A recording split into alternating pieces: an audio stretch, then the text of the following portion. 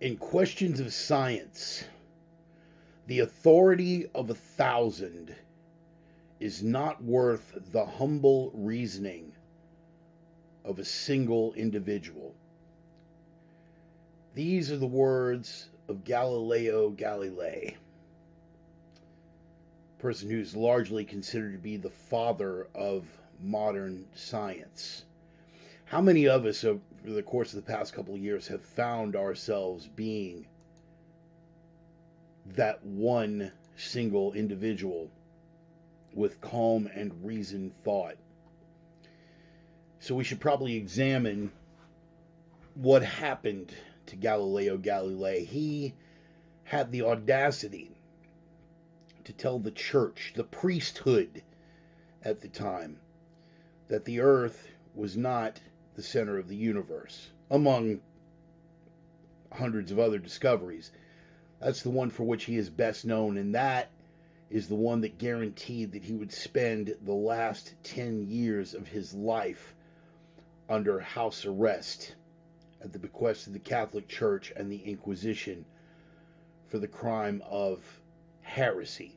He was a heretic against the priesthood of the day. So what is today's priesthood? Media, modern medicine, the juncture thereof. How many of us found ourselves not persuaded by images like this coming out of China at the start of the pandemic?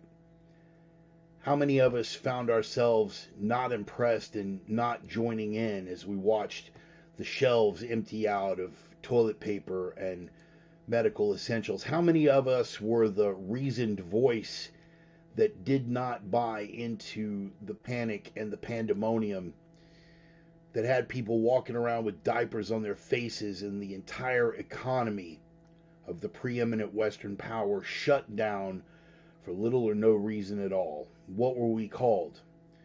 Tinfoil hat conspiracy theorists, nut jobs, grandma killers. What did it all come down to? What was the real word?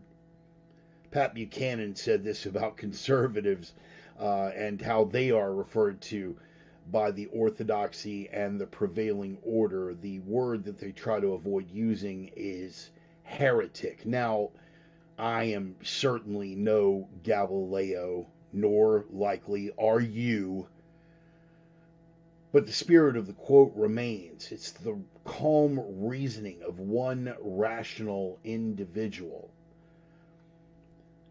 And in the wake of it, everything, literally everything that we said at the time, everything that got us banned from social media, everything that got us ostracized by family and friends, everything that got us called all manner of names up to and including murderer, has panned out. The vaccine did not stop contraction. It did not stop transmission.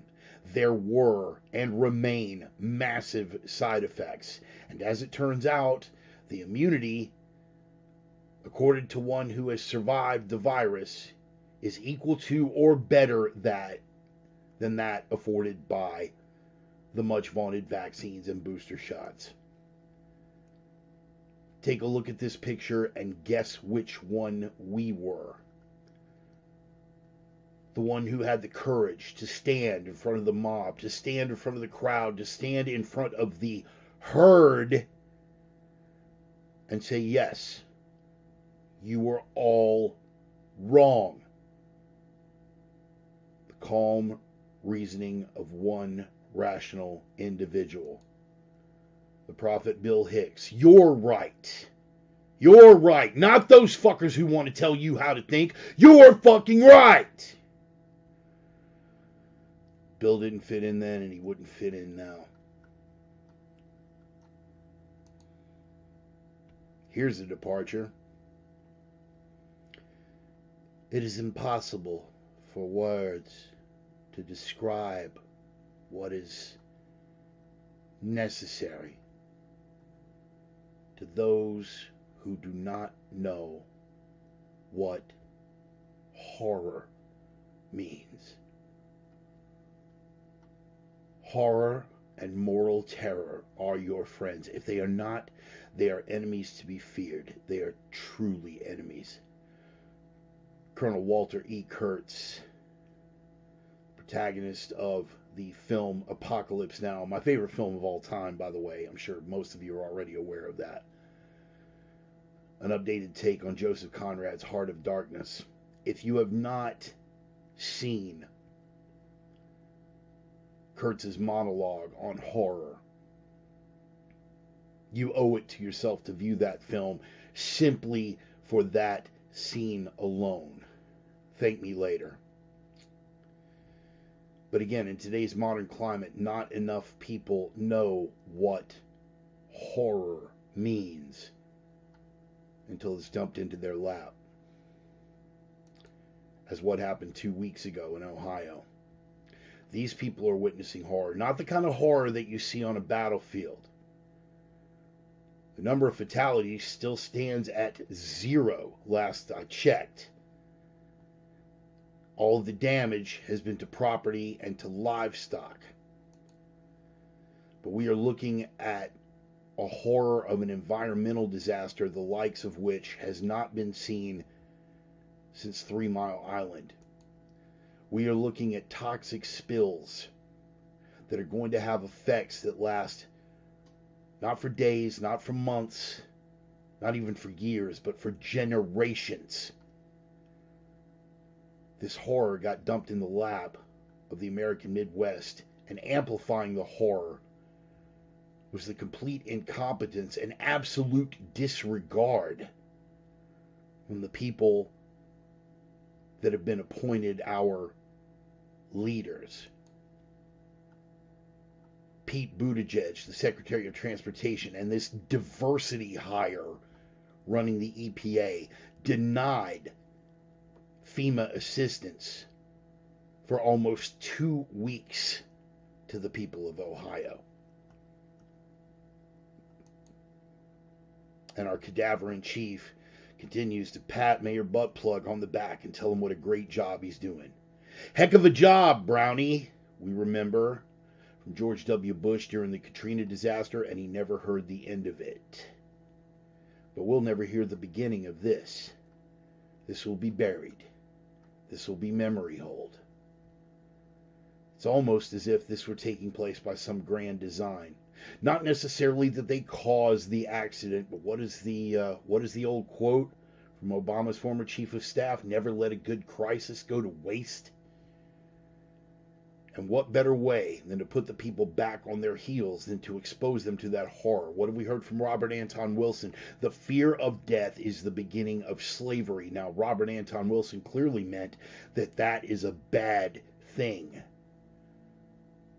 But if your goal is to control the minds of the population, what better way to do it by the fear of death? Now, a lot of people would belittle that as a conspiracy theory, but I'll refer you again to Martin Geddes. To denigrate something as conspiracy theory without having fully investigated the data is an act of cowardice. You cause an affront to those who offer the possibility that harm is being done to innocent people just to avoid confrontation with your own fears of it being true. That's right, boys and girls. The ones who are denying it the loudest, they know just as well as you do that harm is being done to innocent people. They will double down for the sake of the party. They will double down for the sake of the narrative. They will double down just to avoid admitting that they could have been wrong. Another fear-based method driving people into silence and submission. Now, I speak with a great deal of certainty, but Robert Anton Wilson tempered his own words and our own fervor with this quote: "Only the madman is absolutely sure." And I would be remiss if I didn't point out that it is entirely possible that we could be in error as well. Only the madman is absolutely sure. But in light of the things that have gone before, and in light of the things that are happening now in front of our very eyes, I think we're at a point where a little of that madness might be exactly what's called for. The opinions expressed by the Reverend are his own and no one else's on the planet. Not friends, not foes, not supporters, not detractors, not sponsors, and I cannot stress this enough, certainly not employers. They have been adjudicated thought crime in all jurisdictions. Consider yourself warned. They are coming from the heart. They are guided by the mind. And they are guaranteed to choke you with a big, fat dose of irresistible, pus-dripping, throbbing, veiny truth cock. It's a terrible image, isn't it? Welcome back, boys and girls. It's time once again for the Sunday sermon. I literally just pull those descriptives out of my ass every week. There's no script. Some weeks it goes better than others. Who's in for the fire, man? Everybody in for the drum roll. Pick them up. Let's go. Coming hard charging out of the starting gate as we always do. The bumper music as it ever was. From the band Red Desert, a little gut-stomping rock and roll band out of the smoldering embers and ruins of the once great American city of Minneapolis, Minnesota. The name of the band is Red Desert. The name of the track is Older, No Wiser. Every week I get a little bit older, and every week you guys get to decide if I have gotten any wiser. Some weeks I do better than others. I'm in a pretty good mood this week. Let's see how it plays out. Going to do a quick roll call to see who's on board. The original Cinder Sister herself, Miss Emmy, on board, and that was to be expected. Take my tips on that ginger beer, man. Good stuff, good stuff. I'm not a drinker. I love a good ginger beer. No alcohol. Got that solid little bite. Just don't get the sweet shit and don't fuck around with Fever Tree. It's hot garbage. Roger!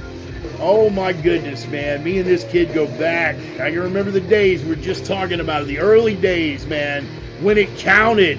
The all or nothing days. With Saul, the mighty, mighty Saul Solis on the tennis court at Denver Harbor Park, mixing it up. Oh, man. I still remember the day that I missed, and y'all had that incident with Isabel, that big Filipino motherfucker, man. We're going to have to talk about that story another time. Brother Roman from opiumtales.com. Roman was around back in the Denver Harbor days as well, man. He dipped in every time he came to see me down in Texas. Oh, man, we get to revisit all those good memories, man. Good people, good times, good days, man. It has been... Dude, if I left this world tomorrow, I couldn't complain. I've been surrounded by good people and created a lot of good memories in my day. Happy you guys are on board, man. What else do we got? We got Joey, the Sultan of Sarcasm. And, of course, you know, another shout-out to Brother Roman and his lovely wife, Carrie, who is on board here somewhere. I am fairly sure that I saw her checking in. Let's see. Oh, yes. Yes, brother, but the mighty, mighty Bone Sayabongs.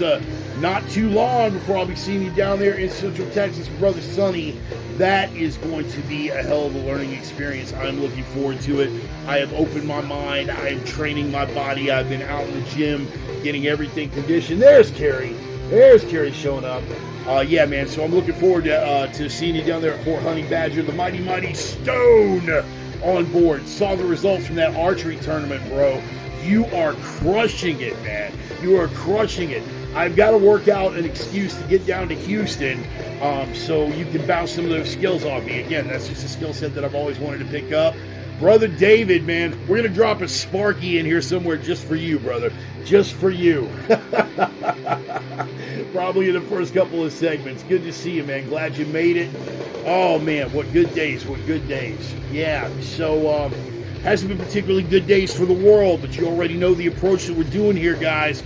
We're going a lot more affirmational now than confrontational. We're not going to ignore it. We're not going to be Pollyannas with our heads in the sand or up our asses ignoring what's going on in the world. But remember, the world can be as fucked up as it needs to be. Your world only has to be as fucked up as you let it, all right? And once people encroach inside that bubble, once they try to force and thrust their darkness on you, that's when it's time to knuckle up and come out chunking, baby. And we're going to give you skills and wisdom to help you with that as well. It's all about moving forward, people. It's all about moving forward. You can get caught up in that darkness and get buried in it. That's exactly where they want you. And I caught myself drifting that direction. We took it a different direction. And, fuck, man, that's the best wisdom I can give you right now. Anyway, guys, I'm going to fade this bumper music out real quick so we can jump off into the meat of this thing. We got a whole lot of stuff to discuss, some good, some bad, some just observational. Some of the stuff we're just taking stock of, the things that are going on. There's a lot of negative, man. There's a lot of negative, and a lot of people are hurting, man. I want to offer up prayers for everybody in the Midwest, particularly those people right there out of East Palestine, Ohio. We talked a bit about that. Also, I want to thank Elijah Ross, by the way. I have been making the podcast rounds the past couple of weeks. You guys know that last week I was on Definitely Holly's radio show up there in St. Louis, and that was a productive little afternoon. That was a lot of fun. I mean, it's always fun to get to work with Holly.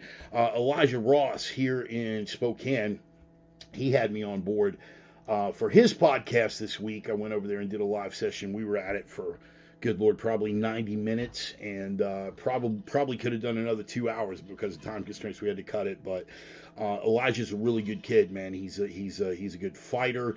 He's an excellent photographer. He's just an all-around class act, and he was kind enough to have me on as a guest. So I'm looking forward to that airing. He's cutting it over the weekend. It'll be airing Monday or Tuesday. So look on the Reverend Bart's America fan page and on the Bart Stewart personal page, and I'll give you the updates, and I'll let you know when that podcast airs so you guys get to check it out. A little swig of the liquid enthusiasm real quick, just to wet the whistle before we jump into this thing. Yeah, I remember Roger, great work ethic.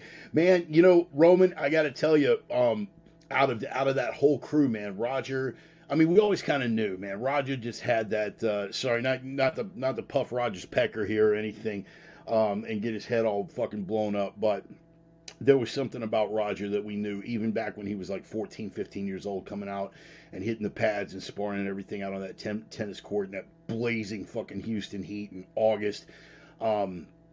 But yeah, man, the life that he has created for himself, I mean, working with the police department and a husband and a father, and he's as solid as we always expected him to be. So yeah, Roman, he turned out well, man. He turned out well, and he made us all proud. And I'm really thankful, Roger, that you dropped in for the past couple of weeks, man. It's been good to see you. Good to see you over here in the comments, man. Thank you for that. So, couple of quick sponsor shout outs before we get off into this thing, and because we got to take care of the people that are taking care of the show. Got to give a special shout out, of course, to one of my oldest and dearest friends, Roman, over at opiumtales.com, his lovely wife Carrie, and Roxy and Allie, and the beautiful models that he works with at opiumtales.com. They are the erotic pinups and portraits people. Roman has always been a creative type as long as I've known him from day one. And he's doing some watercolor work over there with some very beautiful naked women. So you got beautiful naked women, you got creative art, and you've got testosterone-driven commentary. That is a Planet Bart trifecta right there. So definitely worth checking out. And he's back on Twitter now that Elon is running the place and the old guard has been fucking pissed away. Fucking Jack and Vagina and the rest of them just fucking get gone, bitch. Yo, Roth, you're out of there, pal. So yeah, he is back long and strong on Twitter, so check him out over there too. That is opiumtales.com. Appreciate the support and I appreciate the friendship over the years. Also, Casey and Dusty Tellison from Nordic Smoke Barbecue, the only legit barbecue in the Inland Northwest, period, end of statement, full stop, fucking done. I see one guy in the back going, yeah, but no, fucking take him out. No, I mean, I'll let him plead his case, but he's fucking wrong. He like so many things that we discuss on the show that people want to go, yeah, but no, you're fucking wrong. You sit down, you're fucking wrong. They are the only legit barbecue in the Inland Northwest. I had to tell you, man, I am Carolina by way of Texas. I'm not easily impressed by barbecue. Memphis, look, dude, we should talk. You're a little dry. I mean, I like your style on the rub, but you're a little fucking dry. I'm not easily impressed by fucking barbecue. And when I got up here in 2013, in the Northwest, their idea of barbecue is like meat with some sauce on it. They don't understand the rub. They don't understand the smoking process. They didn't understand any of that shit. And any of the guys that did open like chains up here were all chains from fucking Texas, But I got turned on to the Tellison brothers, Casey and Dusty Tellison. I was working with Casey. He was working the door at an adult establishment at which I was employed at the time, and found out that they ran that smoker truck. And I went out to the Viking Longship and I tried it, and holy fuck, man, these guys are amazing. They smoke my holiday turkey every year. They handle catering, all that good stuff, and they're out and about with the Longship. Look them up on all social media platforms. Nordic Smoke Barbecue, the only legit barbecue in the inland Northwest. Check that out. And check out Casey's book, Freaks of a Feather. It is a memoir that started out as a suicide note from a machine gunner in fucking Iraq. If you knew nothing else about the book, that should be enough to get you to go, wow, I want to check that the fuck out. You should. Freaks of a Feather, you can find it on Amazon. Read my review. I don't blow smoke up anyone's ass. The man is an amazing writer, so check that out. All right, so the very first segment that we always kick off with, you guys already know where we're going. We are going with Ryan's Rabbit Hole. Now, Ryan and I, you guys know, you guys are very familiar with Ryan Jenkins. I love the man like my own flesh and blood. He is the guy that opened the door for me to begin my crane operator journey. Have completely changed my life for the better. One of the things that we bonded over early is that we are both repositories of useless information. We have, our brains are filled with stuff that makes us murder to play a game of Trivial Pursuit against. When it comes to the esoteric, he is 100%, head and shoulders above me. We get off into the esoteric stuff, he makes me fucking work for it, but it doesn't matter. Some weeks we go historical, some weeks we go esoteric, some weeks we go philosophical, some weeks we go conspiratorial, but what it is a little dip outside your comfort zone, making you aware of something that you might not have been previously aware of, a little facet of history or a personality, or maybe, as we are doing this week, expounding on a concept that you may have heard, but you are not terribly familiar with. And this week, the rabbit hole is going to be Occam's razor. Yes, Occam's razor. What is Occam's razor? You've heard me use it on the program before. We nearly went with Tale of the Cave, but then I realized we'd already done a rabbit hole on Tale of the Cave, Plato's Cave. We may revisit that in the near future for some of you people who are new to the program.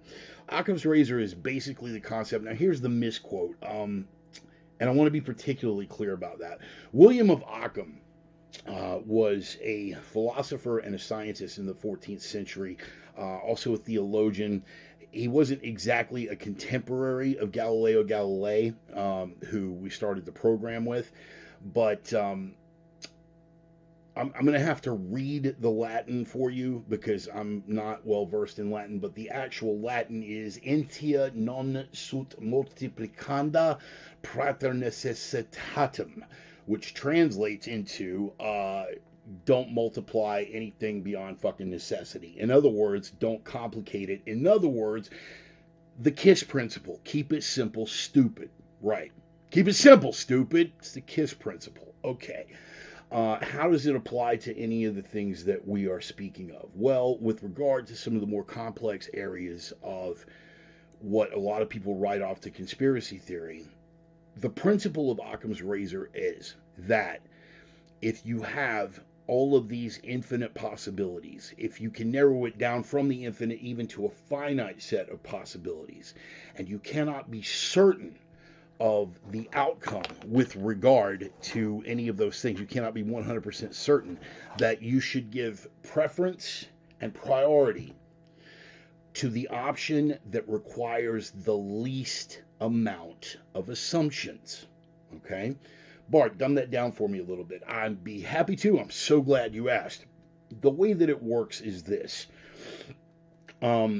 Never chalk up to conspiracy what can be easily explained away to incompetence. Okay? You guys know my position on conspiracies. Historically, money protects money, power protects power, no conspiracy required. Okay? But to deny that there have been conspiracies of areas of power and areas of money to specifically do things is not only irresponsible, it's dishonest. You cannot deny groups like the Council on Foreign Relations. You cannot deny the World Economic Forum, Klaus Schwab, this kind of thing. There are people that seek to manipulate. However, when something happens, that does not necessarily mean that it is a conspiracy. You have to exercise the Occam's razor principle. Okay.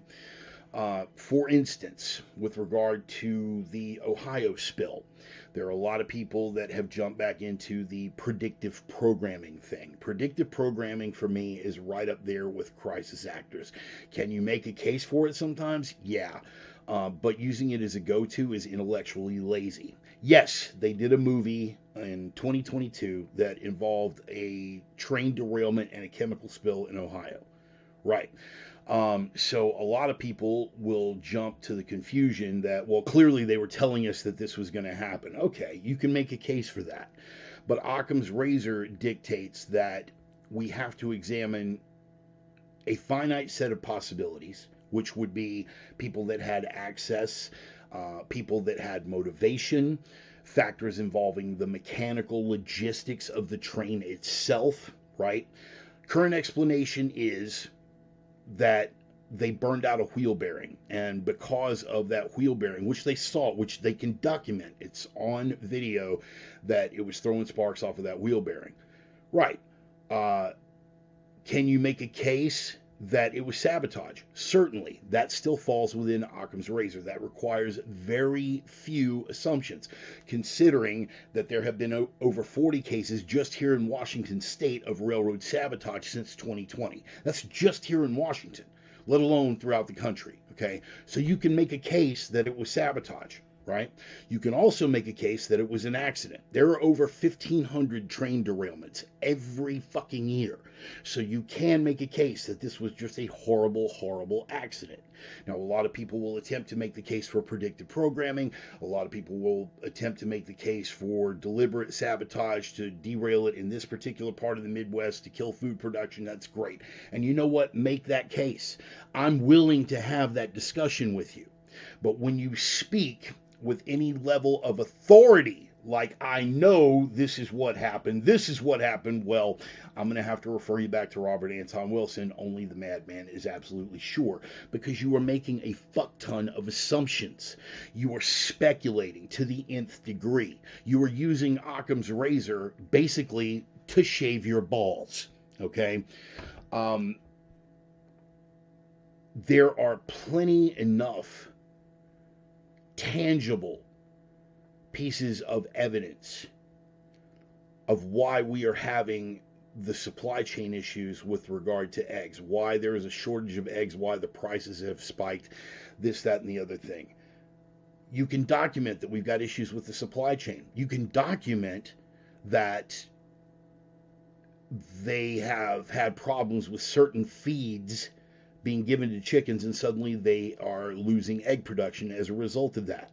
You can document that there have been a fuck ton of accidents, which aren't really, you can even make a case that those aren't accidents that are taking place at food processing facilities. These are all documentable things. That all falls within Occam's razor. You don't have to do a whole lot of speculating to get to that level. Here's where you jump the shark and start using it to shave your balls, is saying that the reason they're trying to get rid of eggs is because a protein in eggs makes it difficult for mRNA to bond to certain cellular receptors. First of all, I saw the fucking report. I read it. You guys didn't, that are spouting that nonsense, but I read the fucking report. It dates back to 2020, and it was an isolated protein specifically spun out in a centrifuge in a lab, right? It's not like a protein you're going to assimilate through normal metabolic function by eating eggs. Okay? Stick with what you can make a reasonable case for with very little speculation. Because once we abandon Occam's razor, then we become what they paint us. What they paint us is tinfoil hat conspiracy theorists. Now, I am not so naive that I believe that if we suddenly start observing Occam's razor religiously, that they're going to stop saying that. That is their go-to excuse for anything, no matter how many times we are proven right, no matter how many times they are proven 100% ODP, that's a little BART hashtag, ODP, objectively, demonstrably, and provably wrong, they will continue to call us conspiracy theorists. However, for the sake of our intellectual honesty and our ideological integrity, We need to stick with the things that fall within the realm of Occam's razor, that require the lowest amounts of speculation, that have the fewest insinuations or tangents that we're going off on to try to make something fit a narrative. Okay? Example number 2, 9/11. Okay? Here's what falls within Occam's razor, that it's very suspect that Building 7, not hit by a plane or by debris, right, developed a few internal fires, internal structural fires that caused structural steel to collapse, and Building 7, hours after the plane crashes, pancakes into its own footprint. Okay? You can take that, run it through the Occam's razor filter, and say, yeah, that doesn't require a whole lot of speculation to say that that's a little hinky, and then you've got to make the case from there. What I don't buy is the David Icke nut job bullshit, right? That it was radio-controlled planes and holograms, and if you run this thing backwards, they landed all the planes, put all the passengers on one jet, and then crashed it in Shanksville. Bro, fuck. You are not helping. You are not fucking helping. Okay, especially when there's plenty enough documented things out there that you can latch onto to say, hey, something's fishy here. But always keep it with the formula that requires the fewest assumptions. Do I believe that there is a possibility that this Ohio rail spill was specifically orchestrated to panic people, to hamper food production, to poison the environment, to reduce the population? Do I believe that is a possibility? Yes. Simply on the principle that, knowing what our government has done before, there's nothing that I would say they are not capable of. Okay?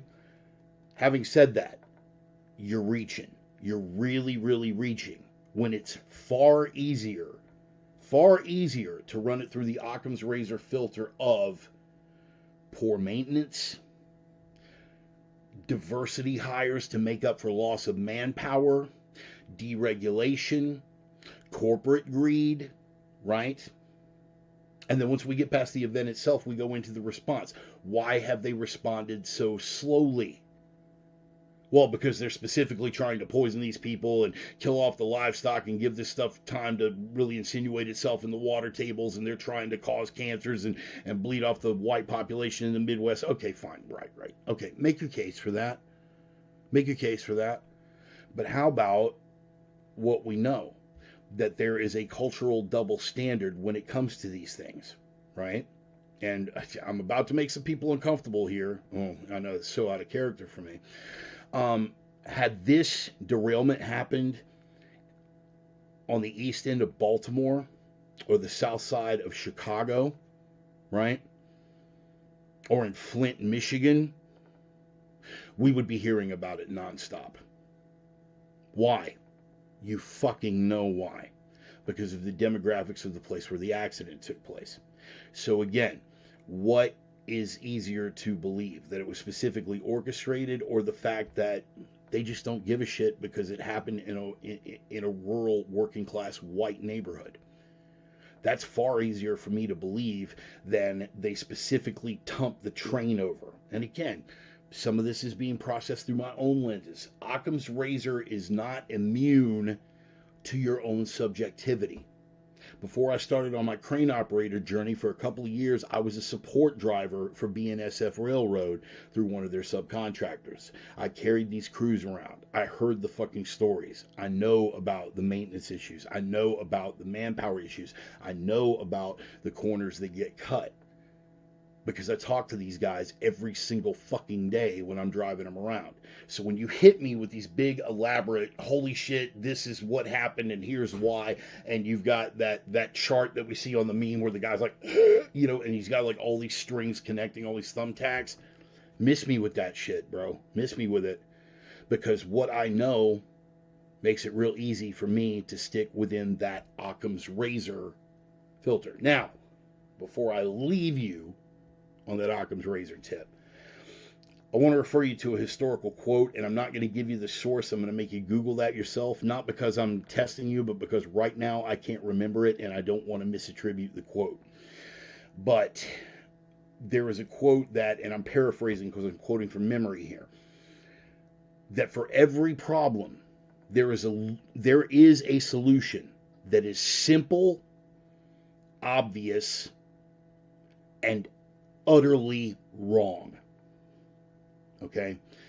So again, with regards to the Occam's razor filter that you got to run everything through, that the most likely answer is the one that requires the least amount of speculation, you can go too far in the other direction. When you are reasoning like that and running it through that Occam's razor filter, you can arrive at that thing that's, well, this is the simple and obvious answer, and be totally incorrect. Okay? What separates us from the zealots, or what should, if we are acting correctly in the interests of intellectual honesty and ideological consistency, what should separate us from the ministry of truth and the media machine, what should separate us from the radical left who will believe anything, they're so far out of shape. The left is so far removed from Ohio that Neil Young wouldn't even write a song about it now, right?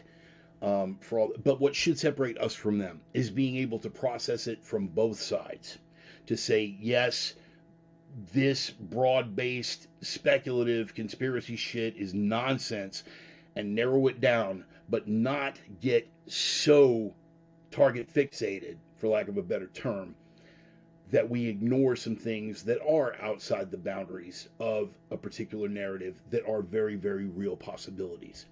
Critical thinking is the key, and understanding the Occam's razor principle is crucial to the critical thinking process. So that is your rabbit hole. That is your search term for the week. Ryan, you made it, man. Let me know how, well, obviously not in the comments, but you can tell me how the safety meeting went later. He brings up Minkit. Right on. So that is going to be your rabbit hole for the week. Your search terms are Occam's razor. Wrap your head around it. Learn it, use it. That is all. And we're going to bounce back into the comments and see everybody that showed up while I was busy being in love with the sound of my own voice here. Let me see. Brother James Pearson, glad you made it, brother. Glad you made it. My LEO brethren, man, always good to see you on board, Chief. And please pass along my love to Nelda and give her a big old hug and let her know how appreciated she is up here in the northern hinterlands. I keep hoping you're going to do so many seminars up here that one day you're going to have that aha moment that I had when I came up here and just go, man, this is beautiful and I never want to leave. But you do live in the Lone Star State, so that's going to be a tough sell, and I get that. But always good to see you on board, Chief. Never look for intelligence with Stupid Fist's story. More of Stupid is available. Boom! That encapsulates the idea perfectly, Chief, and I appreciate you for that. Brother Brett! Hey, you showed up for the... Right on, brother, right on. Good to see you, Brett, and of course, Ryan making it. The Higgins-Clark particle says you're full... You see, we're like right there, and then you just got to take it super fucking obscure, which is fine if it was just me and you sitting having coffee, but I got a show to do here, motherfucker. I fucking love you, man. Occam's razor is the official term for passing the smell test. That is a good way to look at it, Joey. That is an excellent way to look at it, in fact. Probable and possible have different definitions for a reason. Never confuse the two. Also true. See if I missed anybody else. David made it. Hey, good to see you, David. Thank you for being here. See if there's anybody else that I missed. Joel, hey, man. Yeah, dude, look, we're not big on punctuality around here. I mean, sometimes I start the show 5 to 7 minutes late because of some production issues, but fuck it, man, you made it, and I appreciate that. How many, right? How many would get that Neil Young reference? Exactly. And, while we're there, Stone, and I'm glad you brought that up, the left love to pay homage to the American working class. They don't give a fuck. They don't care. They care in as much only as it applies to their narrative and their ideology. 4 kids killed in fucking Kent State. Tommy, good to see ya. 4 kids killed at Kent State. That's worth writing a fucking song about. A chemical spill that's going to poison an entire fucking ecosystem for generations. We don't need to worry about that. It's just a bunch of fucking smelly Walmart shoppers in a rural, working class white neighborhood. We don't give a fuck about that. It's true, man. It's fucking true. Sorry, but there it is. And if you want, and here's another little bit that I'll give you going into, because Ohio is one of the bullet points that we're going to be covering. A lot of people are like, this would be handled differently if the Mango Menace were still in office. If Darth Cheeto were still, right, only as useful as a poster child to them. Yeah, exactly. If Darth Cheeto were still in the Oval Office right now, that this would be at the top of every fucking news cycle. They would be raking him over the coals for his incompetence. They would be spewing all kinds of stuff about his hatred for his own voters. And let's point out that the area, I mean, just take a look at the red versus blue chart for Ohio, right? They'd rake him over the coals for abandoning his own voters. They would talk about the incompetence of his cabinet picks, that this is horrific and it's going to point, and all those, and people say, well, you don't know that. You don't know that, really? Because we've got Joe Biden in the White House and Mayor Buttplug as head of the fucking federal DOT, and they're both blaming Trump. I'm not even making that up, by the way. They pulled out an obscure regulation trying to violate Darth Cheeto's attorney-client privilege. Also true, Tommy.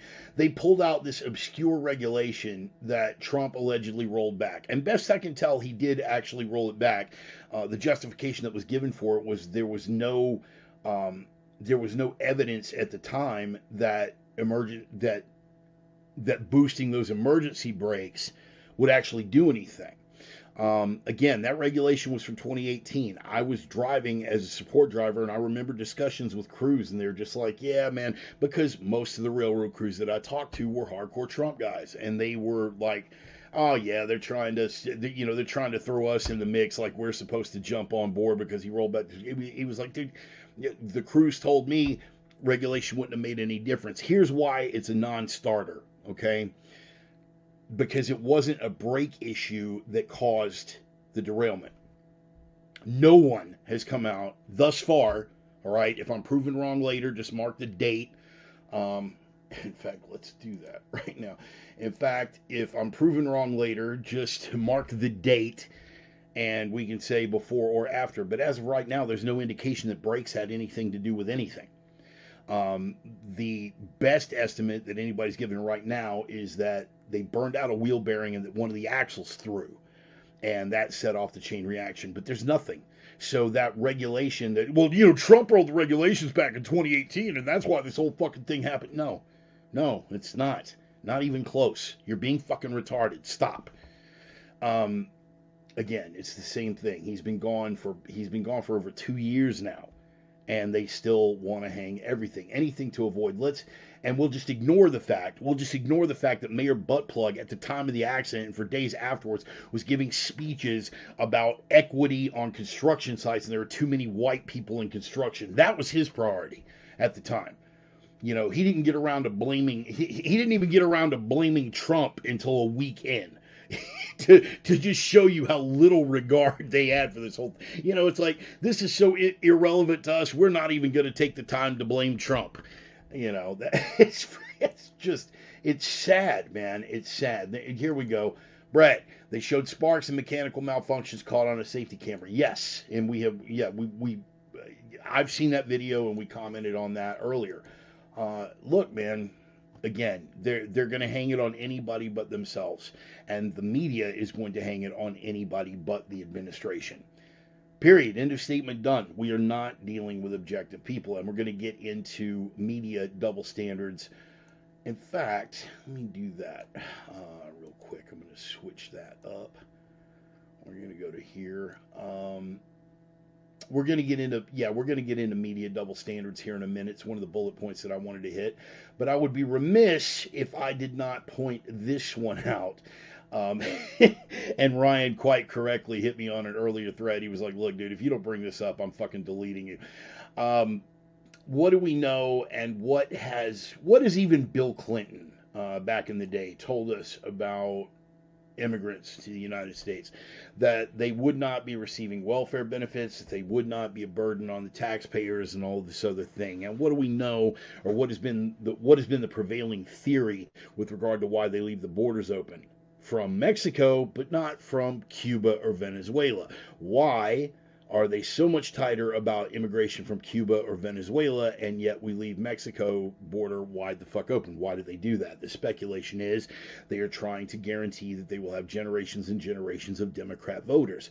Whereas if they let the doors open for everyone that wanted to leave Cuba or Venezuela, going to be a little tougher to sell communism to those guys because they know what the end result looks like. You feel me? Okay. So, if we are opening borders and giving aid specifically to generate new generations of Democratic voters, what better place than, go ahead, drum roll please, fucking Ukraine. You got it, boys and girls. And now, and this is by executive order, if my source is serving me correctly, Biden has signed off and given more money to this program. The additional Ukrainian, feel free to Google this, additional Ukrainian Supplemental Appropriations Act, which basically says that anyone who shows up from Ukraine, we're basically just going to put them up and give them money. That's it. Don't become productive citizens. We're not worried about your neo-Nazi background, that you were with the Azov Battalion or the Tornado Battalion or any of those people that created horrible crimes against humanity and raped women and kids in fucking Donbass. We're not worried about it. You're an American now. Here's plenty of money. Don't worry about getting a job. Just here you go. And it literally falls under the same budget as Social Security SSI. It is supplemental security income that is being extended to Ukrainian refugees and only Ukrainian refugees. That would have been bad enough, but he's upped the budget for that program now because so many motherfuckers are getting the hell out of Ukraine. And I can't imagine why they would run away. I mean, after all, they're all ferocious freedom fighters, you know, down for the independence and freedom. No, that's not what's going on. Zelensky has shut down all political opposition. He has sent military into churches and arrested priests because the priests didn't support his regime strongly enough. This has actually happened, and meanwhile we're told that we're sending all this aid over there because the Ukrainian people want freedom, that they're winning the war. Go fuck yourself. Again, we've already addressed that here. We've given them $150 billion. $150 billion we have given them since the start of the invasion. Russia's entire military budget for last year was $78 billion. So we've given them twice Russia's entire military budget, and we've got a stalemate. How is this working out for us again? Right. Google it, Burisma. I won't bore you. We've already been over it. But yeah, just upping the ante. Hey, man, if you guys can get the hell out of that war zone, because Zelensky's running even teenagers through that fucking meat grinder now. If you can make it out, make it here to the United States, don't worry about it, man. We'll put you up in a nice place and we'll give you plenty of taxpayer money because we haven't given enough taxpayer money to Ukraine. Unfucking believable. Hammered us and needed to fix road, bridges, railroads, which was met with much disdain. Yes, Brett, in fact it was. And Biden likes to puff his own pecker about the infrastructure bill, which basically covered everything but real infrastructure like bridges and roads. It was all about, you know, family leave and equity and hiring and diversity, equity and inclusion programs and things like that. It had fuck all to do with actually building fucking railroad trestles and bridges and highways and any of that stuff. But it had the right name on it, and the media is going to carry the narrative. That's just how it works. Really shitty weekend, but oh well. Sorry, Ray. Sorry about that, brother. How dare you deny? Right, Joey? Right. You're absolutely right. Yeah, and I could hear the sarcasm, Roman. You have to clarify that. It's insane. It's quite fucking insane. But I did want to address that as a bullet point because it was worth addressing. I probably could have worked it into some of the later bullet points about media double standards, and we'll probably refer back to it when we get to those bullet points. A couple of things that I want to cover real quick while we are on the subject of Ohio, because a couple of you guys have asked. Actually, more than a couple of you guys have asked. That was a horrible fucking spill, people. That was vinyl chloride, right? When they burn that off, it becomes hydrogen chloride. It's very volatile and it's very reactive, okay?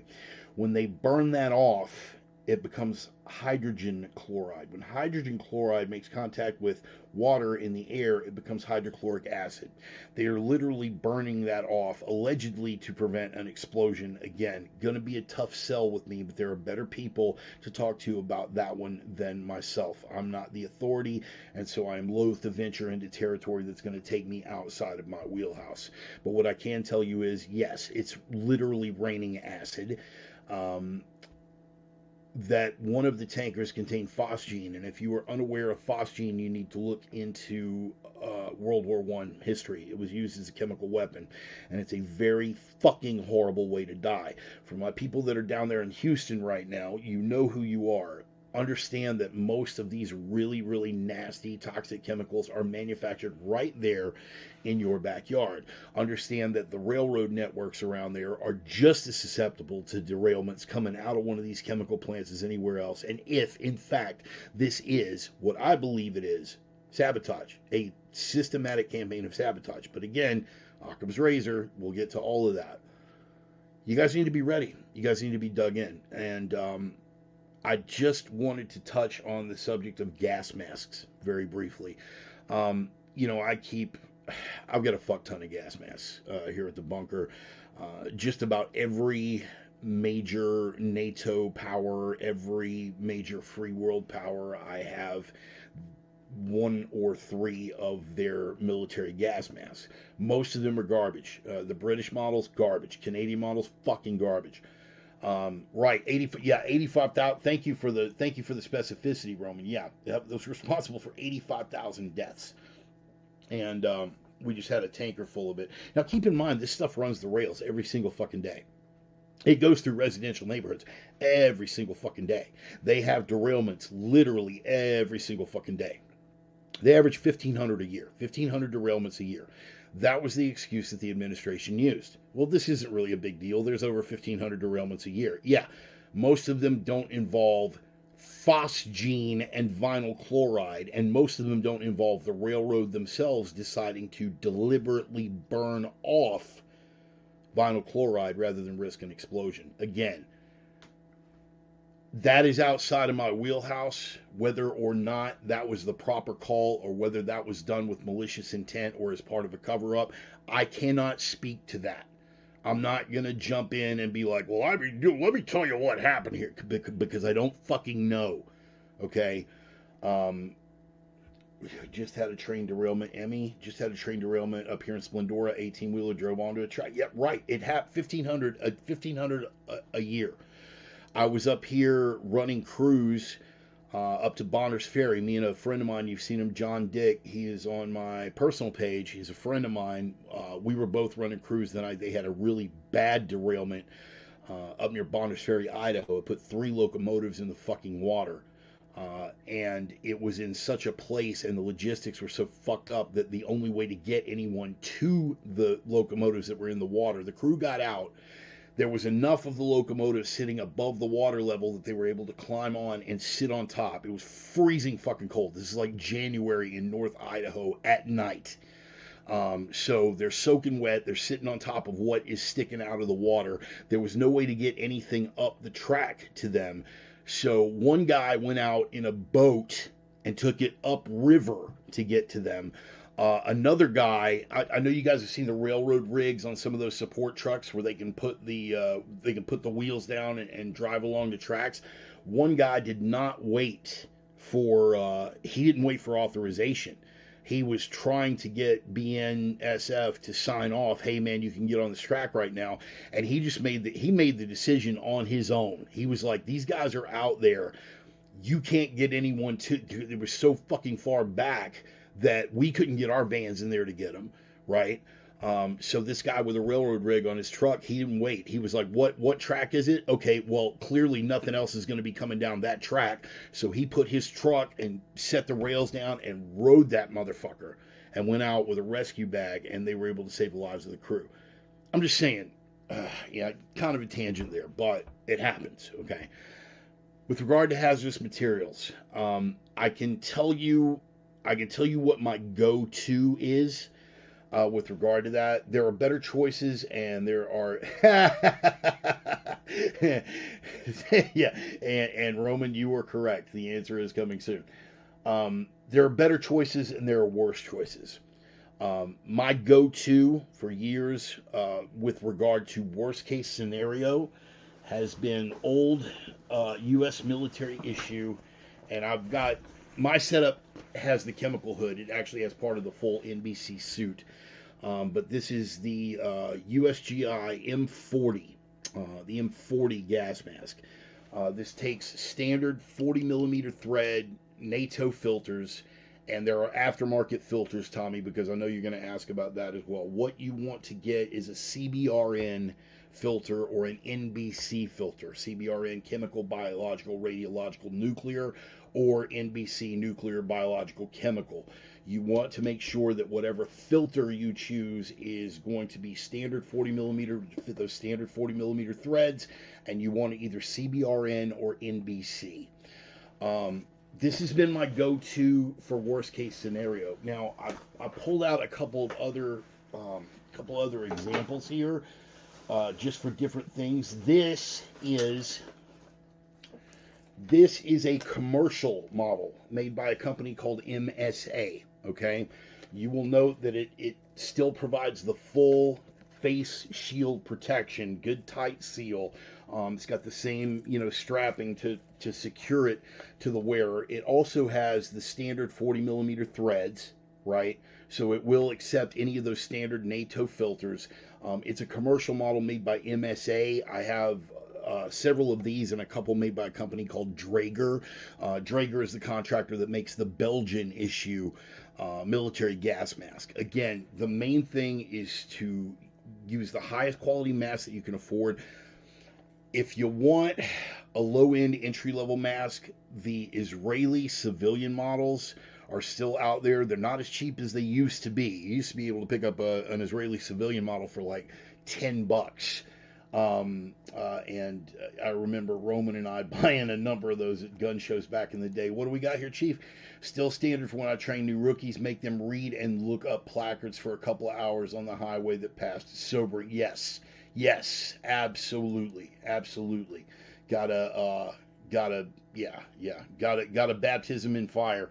Gotta baptize them in fire, rather. Anyway, MSA, Draeger, commercial mask, just make sure standard 40 millimeter threads. And I do have, I'm going to pull this one out. You've seen me wear this one on the sermon before, just kind of on a goof. But this is a Czech model M10. It's a Czechoslovakian or Czech Republic knockoff of the old M17A1 U.S. issue from back in the Reagan era. It has instead of the 40 millimeter, it's got the cheek mounted filters, and one will not work with the other. This is a handy little thing to have around for some chemical irritants. It's a handy little thing to have around for biological agents if you're in an environment where you've got an airborne virus or bacterium and you need something to filter the air that you're breathing in because you're going to be out there for a while. This kind of thing is ideal. I have tested it against CS. I have tested it against pepper spray.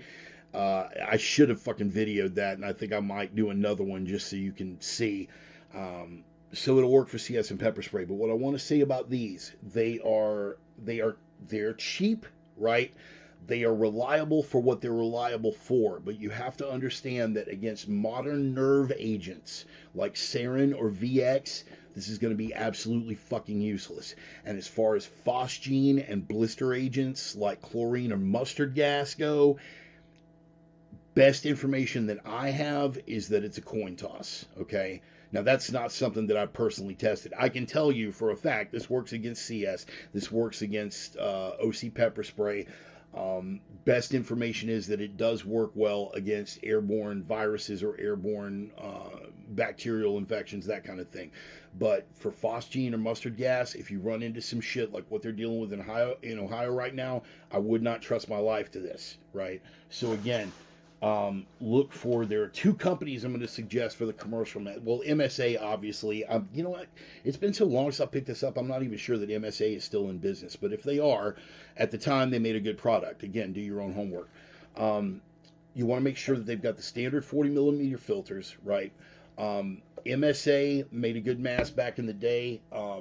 Draeger makes a number of military grade masks and a number of commercial masks, and their products are top notch. And there is a company called Mira Safety, MIRA, Mira Safety. And what's that? On Amazon for less than $500. Which ones? I'll wait for you. Our construction partners, Rit Safety, also gas vapor cartridges available if you have an 8,000, 8,500s. Right on, Ray. Right on. Good heads up for that. And I appreciate it. Goodness, it's a lot of stuff. Mira Safety, MIRA, Mira Safety. They make masks. They make filters, and I have not personally tested or run any of their equipment. I've got a shit ton of NATO issued NBC filters that are still in the cans, that haven't even been unsealed, let alone had their cherry popped. So, you know, I'm pretty inventoried up with regard to that kind of stuff. However, Mira Safety, my understanding is, and literally everyone that I've asked has told me that, is that they make absolutely the best CBRN filters in the industry, fucking period. I've never run one personally, but all the information that I have says that Mira makes an outstanding filter. Again, you want the standard 40, you want to make sure that your mask fits the filter, or your filter fits the mask, because otherwise it's fucking useless.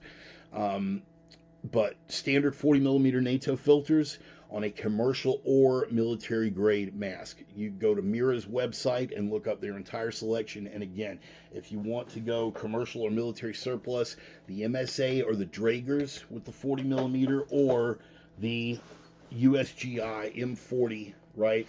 And again, the reason I've still got the chemical hood hanging off of it is because I got the full mop suit, man. I got everything. But that's the go-to for worst case scenarios. So do your own homework on that. Hopefully that'll give you a little something that you can work with. What do we got? Stone Roman Bear has a huge phosgene plant in Baytown. True story. Bad accident. Winds from the southeast. You would see a ton of deaths. Phosgene is very fucking nasty. That is absolutely true.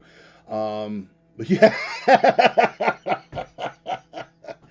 Brett taking the easy lowball joke, man. Just grabbing that low-hanging fruit, motherfucker. But you can get N95s at the store, dude. And I can actually hear somebody saying that in a fucking stoner voice, you know, because they're a fucking Biden voter. Dude, you can get N95s at the store, dude. If it blocks viruses, you're going to be fine, bro. In any case, hopefully that'll give you a thing. And the M40s right now, I should say, Roman, I don't know which one you were saying that was going for less than $500 on Amazon, but I can tell you that the M40, like I just showed you, without the chemical hood, just the mask, and well, here's one that's got the full setup on eBay. U.S. military M40 chemical biological gas mask with hood and canvas bag. M40 gas mask, size medium large, pre-owned, $162. So you're looking at $140 plus 12 shipping. You're looking at $162. Here's one for $150 plus $15 shipping. So you're looking at under $200 for that M40 mask. Now keep in mind, make sure that the mask is in good condition, that all the stuff around your face is sealed. Right now, I am in a position where I should not be. You guys know that I've been growing this goatee out since Charlie was diagnosed, and I have basically said that I will continue to grow it out until she is 100% in the clear. As a result of that, however, I would have to do my best to whack this off with a fucking pocket knife if I needed to deploy that mask quickly.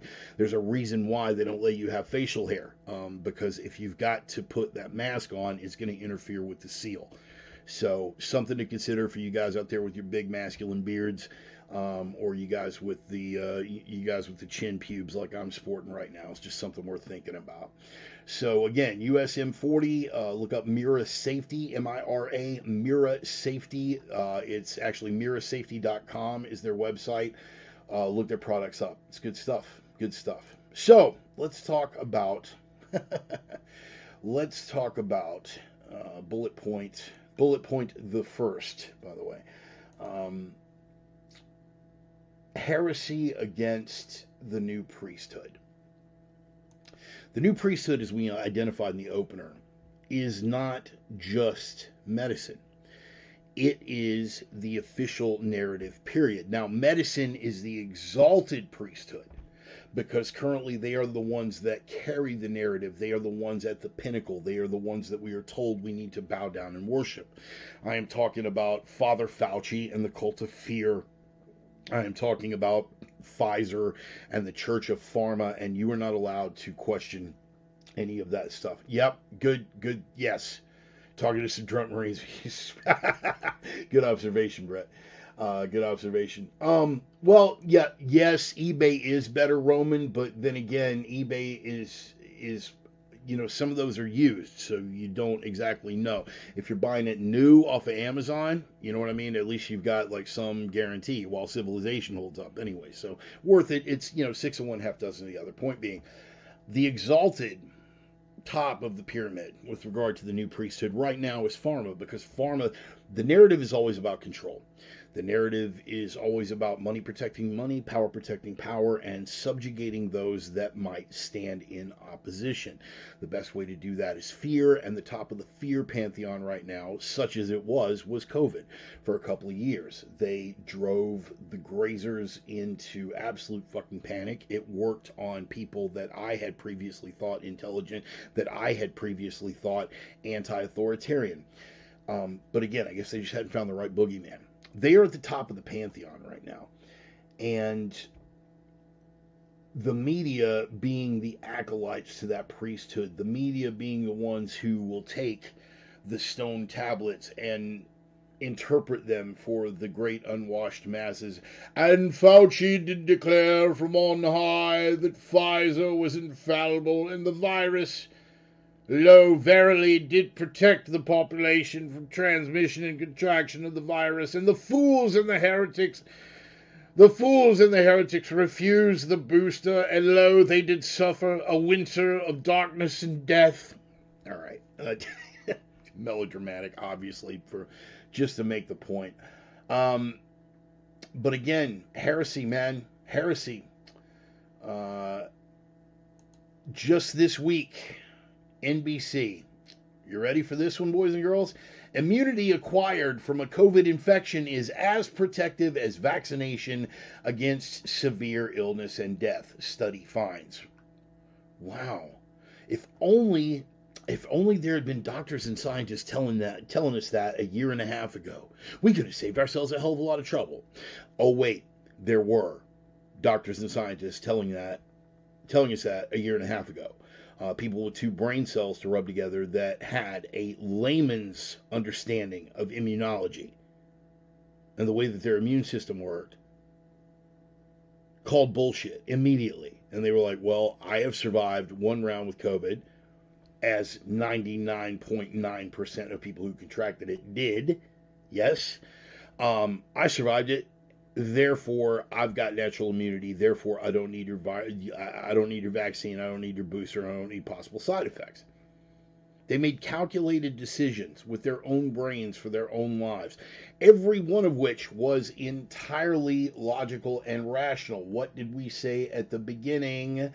From Galileo Galilei and Questions of Science, the authority of 1,000 is not worth the humble reasoning of a single individual. And lots of us were those single individuals reasoning quietly and rationally. We looked at the fatality figures, we looked at the demographics we were in, and we made the decisions accordingly. Well, they proved what we already knew. This was never about public health. This was about control. It still remains about control, only no one's afraid of it anymore. The priesthood is having their scriptures ripped up right in front of them from the same acolytes who were there to read from the stone tablets. This is not Fox. Tucker has been calling bullshit on this from day one. And you guys already know. Outside of Tucker, I could give a fuck about anyone. Tucker and Bongino, I could give a fuck about anyone over at Fox. They are controlled opposition at best. They still support the Ukraine narrative, all the other things. Fuck them. But in their defense, they have been calling bullshit since very, very early on. Well, now NBC News, after calling us grandma killers for knowing what they're finally admitting now, the immunity generated from an infection was found to be at least as high, if not higher, than that provided by 2 doses of an mRNA vaccine. Well, what a recent development. They are evolving and changing with the latest information, only no. The CDC and the WHO were both publishing findings that indicated that at least 6 months ago, and in a couple of cases a year ago. So where were the acolytes? Where were they telling us? They weren't. They have revealed themselves to be exactly what we always knew they were. Now, this is not something to get mad about, guys. If anything, we need to be laughing. We need to be laughing. Because we knew that we were right. We knew that we were right. Settled diets. How dare you? Yep, we got tons of death threats. 97% consensus. Yeah, they got death threats again. Stone, right? A lot of y'all got fired as well. Yeah, a lot of people lost their fucking jobs over that. We knew we were right from the beginning. Now, we could gripe about that. We could be angry about it. I am frustrated about it. I am angry about it. There are members of my family whose opinions with regard to anything I could give 2 fucks about. From now until the end of time, there's just no getting that back. You're too dumb to have a fucking conversation with me. There are close friends, were close friends, who are now friends that I keep at arm's length if I'm in contact with them at all, because of the true colors that they fucking showed while this was going on. I don't recommend anger, right? We're not doing that anymore here. We're not doing the rage and shake your fist at the sky shit. We're not doing that. Take the win. Take the win and laugh. Take the win, laugh, and disengage. There's your strategy. Realize that you were the lone individual exercising reason and critical thought while the herd did what, well, they did what herds do. Remember the graphic from the opener, man. Guys, we know this. We know this. Yes, you are all wrong. How many people, I mean, everybody here, obviously, but how many people, out of all the people you know, really have the courage to do that?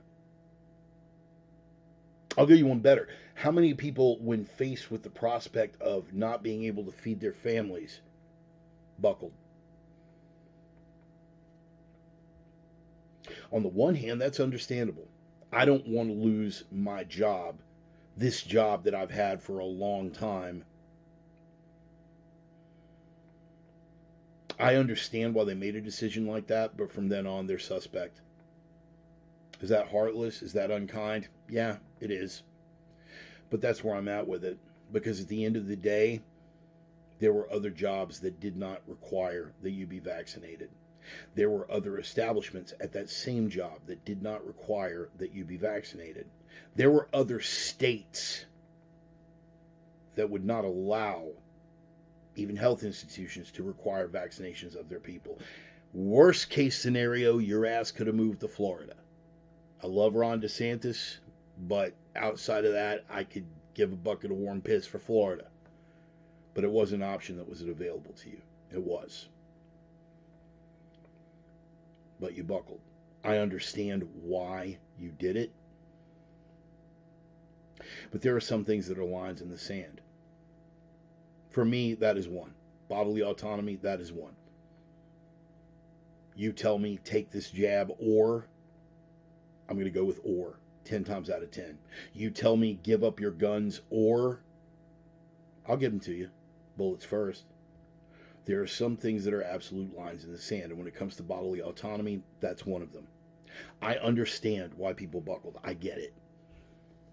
They are not as suspect as the ones who eagerly lined up and continue to get boosters every couple of months. There's literally no helping those people. But the people who said, yes, I will take the first of the 2 Pfizer injections because it's required for work,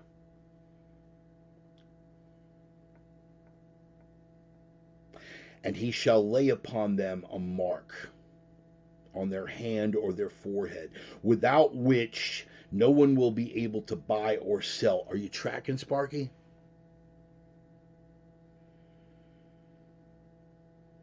Whether you're a believer or not, whether you're a Christian or not, matters fuck all to me.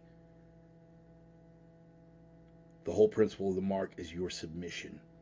And the metaphor is important, because anyone, again, if you're familiar with the scriptures at all, okay, and I didn't mean to go off on a scripture here, and this wasn't one of my bullet points, but while I'm here, let's roll with it. I am of the pre-tribulation rapture school in my understanding of the scriptures. I believe that there will be Christians that do go through the tribulation. They are referred to as tribulation saints. That after the rapture, and again, this is assuming any of this is correct, we're just going with the metaphor here. God calls his church to meet him in the sky. They go. People that are let hate to give LaHaye and those guys a little boost here, but those who are left behind, the ones who were here on earth, and they go, oh my God, it was all right. This was all right. Please, Lord, take me. Please, Lord, take me. Their souls will be saved. Again, going with the metaphor and going with the scripture. Their souls will be saved. But they will still have to go through the tribulation because they did not accept Christ before the rapture. They will endure those 7 years. Most of them will die for their beliefs. But anyone who accepts the mark before or during the tribulation, he is unknown to God. He has separated himself from God. You feel me? You tracking here? You getting a feel for why they call me the Reverend? Because I'll lay down some fire and brimstone on your ass with the quickness.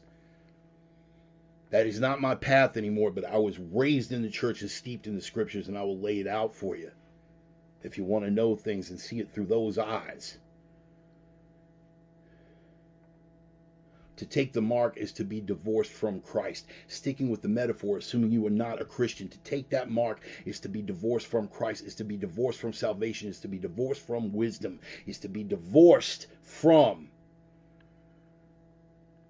people for whom autonomy and the sovereignty of the individual is above all else in the pantheon. Do you feel me, Sparky? Are you tracking? You buckled. You took the mark. I understand why you did it, in the same way that for purposes of the metaphor and for purposes of the scripture, that God or his son would understand why you did it. He knows why you did it, because you're looking at your starving kid and your kid's tugging at your pants legs going, Daddy, why does my stomach hurt? And you know it's because you haven't eaten in 4 days. And you buckled and you took the mark. I understand why you did it. But to take that mark is to be divorced from Christ. And to take that mark and to buckle before authority and to surrender your autonomy on any premise from now until the end of time, no matter who you are, no matter how close to me, no matter what our bond is, if you took and surrendered your autonomy on any premise,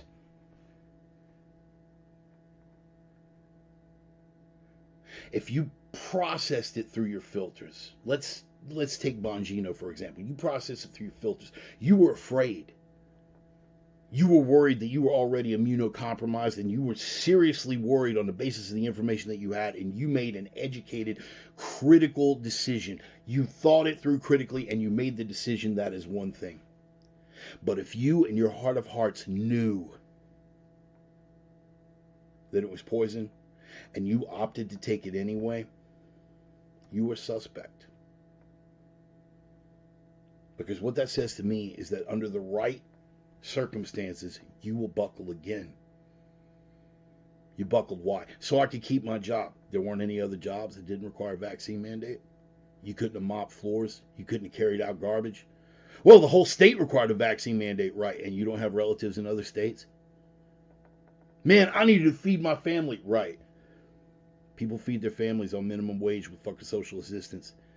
And through that entire crisis, they never made welfare checks or food stamps depending on you having the vaccine. So tell me again how you had no other option? God, boy, have a heart. Try to be understanding. I am understanding. I get why you did it. But the flip side of that is you have to understand why you and I are not on the same level anymore. Why you were a suspect. Why I do not believe just out of hand that you would not turn me into the Stasi or the secret police or the regime or, you know, the little red guard, whatever. I mean, you wouldn't, but God, man, if Bart, if I didn't turn you in, they were going to take my job. Oh, that's different. No, it's not. Not on principle. No, it is not. I didn't mean to go down this. This was not where I was headed with it. Heresy. Do not be afraid to be a heretic. That is the soul and substance of the point that I'm trying to carry across. The fear of death is the beginning of slavery. You know what? The fear of slavery is the beginning of death.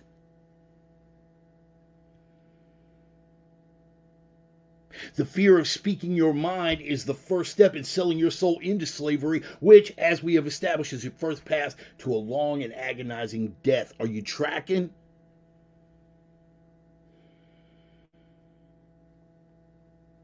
If you know it in your heart, speak it from your mind, from your mouth.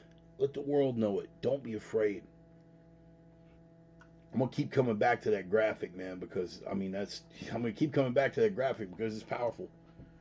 Don't be afraid to be that guy. Ultimately, what can they take from you that they haven't already taken? If you know it in your heart to be true, say it out loud. Nothing more sacred than truth, man. Nothing. You know it in your heart to be truth, speak it out loud at whatever cost. Because in the final analysis, it is the heretics that have been proven right. The narrative keeps shifting. They keep getting more and more absurd, more and more tangentially connected to reality, if at all. All these sudden cardiac events, this is all because of climate change. We're right. We're right. I can hear Bill Hicks yelling it at the top of his lungs. You're right. No, you're right. Not those fuckers who want to tell you how to think. You're fucking right. You're right. If you have run it through the filter of critical thought, if you have analyzed the data, if you can manage critical thinking skills, and you've run it through the Occam's razor filter, and you have exercised proper judgment, and you have taken on a voluntary risk that you feel is manageable and acceptable to you,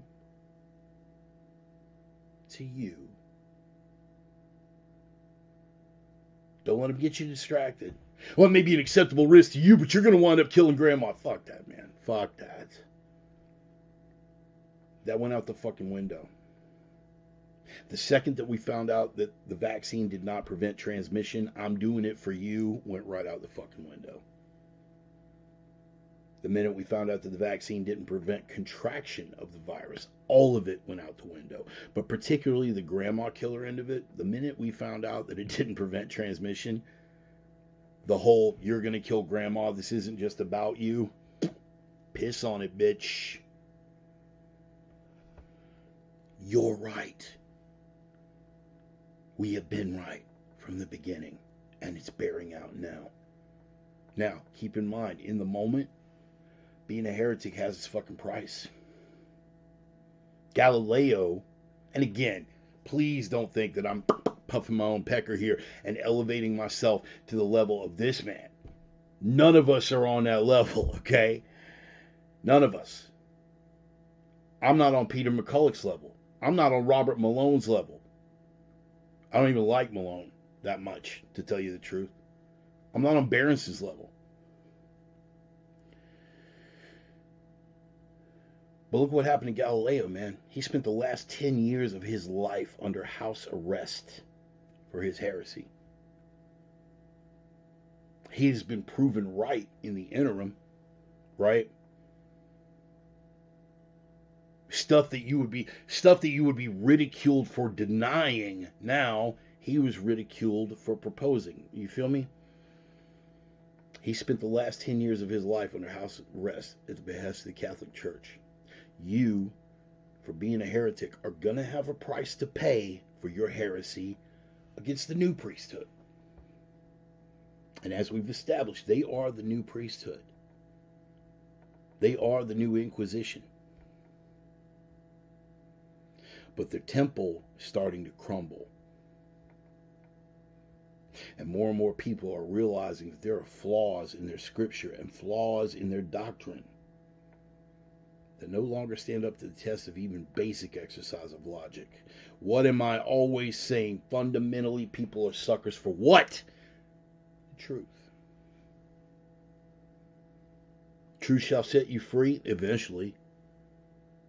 But for a while, the truth may have your ass under house arrest. For a while, the truth may mean that you're having to rob and steal to be able to feed your family. Don't buckle. To accept the mark is a divorce from Christ. To accept and bend the knee is a divorce from liberty, is a divorce from critical thought, is a divorce from everything it is to be human. Treat it with no less gravity. Accord it no less importance. And live your fucking life accordingly.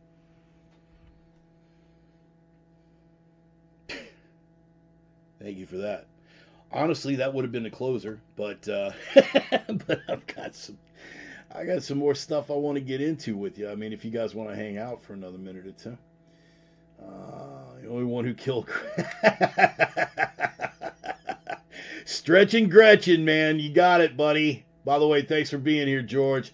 Pure blood till I die. Yes, indeed, brother. Unscarred, unvaxxed, and unafraid, man. I'm glad you made it out, George. Sorry I didn't notice you earlier. I was off on a tear there.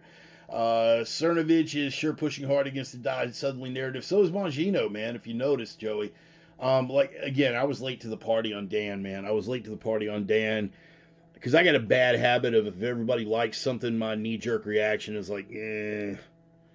So when I had all these conservatives going, dude, you got to check out Bongino's podcast, man. I'm telling you, that guy's on. You know, I'm like, yeah, all right, I get around to it. I was really late to the party on Dan, but he's been covering a lot of that as well, Joey. Cernovich, actually, I follow him on Twitter, but that's about all that I really get from Cernovich. So maybe that's another party that I'm late to. I'll have to look into that. Anyway, heresy against the new priesthood. That also falls under the banner of the other element of the priesthood, the media and their standards. Because if it were not for double standards, the media would have no fucking standards at all. You and I understand this. Inherently, it's ingrained in us. We are wired like that. We understand. But just to touch on that, BBC, Ohio town reflects on this. Is all I entered in Google was Ohio derailment. London Guardian, we just need answers. Distrust grows in Ohio town after toxic train derailment. Local 2, Norfolk Southern CEO breaks silence on East Palestine derailment.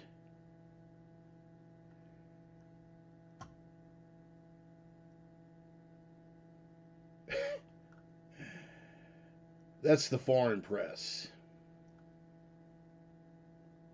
Here's how it's looking from the. Here's how it's looking from the acolytes of the priesthood and the media. You ready for this? Vox. This is predictable. The East Palestine, Ohio derailment. How bad is it? We kick off into that story, and they're making way too much out of this. USA Today, Ohio train derailment fact check. What's true and what's false? You want to know what they think is false? Claim the Ohio River is being poisoned. The claim overstates the extent to which hazardous chemicals have been detected to the river in this point. Therefore, they rate it false. A massive death plume is raining down hydrochloric acid in Ohio. They rated that false, that there is hydrochloric acid in the air, but it's not actually raining. Do I really need to go much further down that? You can already see it. Claim the government has locked down East Palestine. No, they were placed under a state of emergency, but it's perfectly safe to go home now. Claim residents of East Palestine have been told not to return by local officials. No, that's false. You can go back any old time you want. This is USA Today, by the way. You understand how they're doing the work? What do you think the treatment would be if the Mango Menace were still in the Oval Office? That's USA Today. Let's go a little bit further into the U.S. press. From Reuters, Buttigieg urges U.S. railroads to boost safety and not oppose reforms. Oh, reforms. What sort of reforms? Stuff that would have prevented this kind of thing? Oh, no. The reforms that we're talking about are diversity, equity, and inclusion programs. More federal control over A, B, and C, just to boost your safety. Don't oppose these reforms. That was about predictable, wasn't it?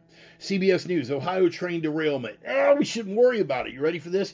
Thousands of pounds are released every year in the U.S. as part of poison plastic. It's all part of plastic manufacturing. Thousands of pounds a year get released into the atmosphere. This is not a big deal. Who are you going to believe? The government, CBS News, or your own lying fucking eyes? Here's what my boys in Houston can tell you. Feel free to jump in if you're over there in the comments, boys and girls.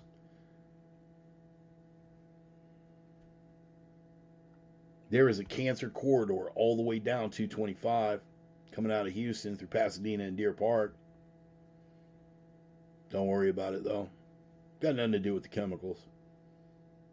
There's a reason the #1 cancer treatment facility in the world is in Houston, Texas. I'll just leave it at that. Here's one from the New York Times. Ohio train derailment in East Palestine. Anxiety and distrust run deep. Yes, this is the problem. Not that the government has mishandled it, but because those smelly Walmart shoppers, those ignorant, unwashed rabble don't believe the government is competent. That's the problem. Too much of that MAGA vibe out there. Too many Republican voters. They just need to learn to trust the government. It goes on. NPR, you want to duck down that one? I'll duck down that one momentarily. 7 things that you need to know about, in order to avoid. The evacuated residents intentionally burned off some of the chemicals. Wow, what did that look like? Let me pull that off. This is them intentionally burning off some of the chemicals. Again, no big deal. Nothing to worry about. I mean, there were some leaks, but it's not a huge thing. We already know. We already know. We knew what to expect of this going in. Why? Because there is a Democrat in the White House. I mean, a Democrat cadaver, but there is a Democrat in the White House. Is it frustrating? Yes. Should we be angry about it? Yes. Are we going to let that anger control us? No. Realize it for what it is and disengage. Worry about the things that we do have control over. If you live in the area, get out. If you worry that something like this might happen to you, look into getting gas masks, getting properly equipped, and developing a bug-out plan.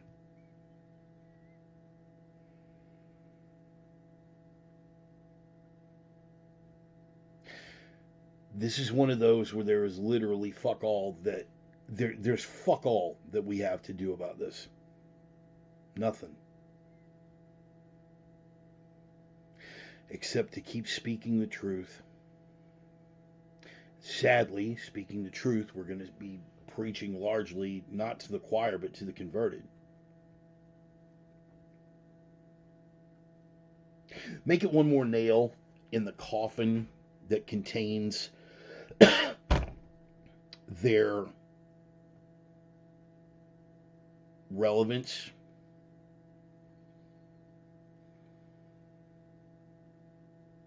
Let it be one more indicator of the people that you need to disengage with. Sometimes we're just going to have to agree to disagree. No. At some point, it does become that much of a matter of principle. Ignorance, I will abide.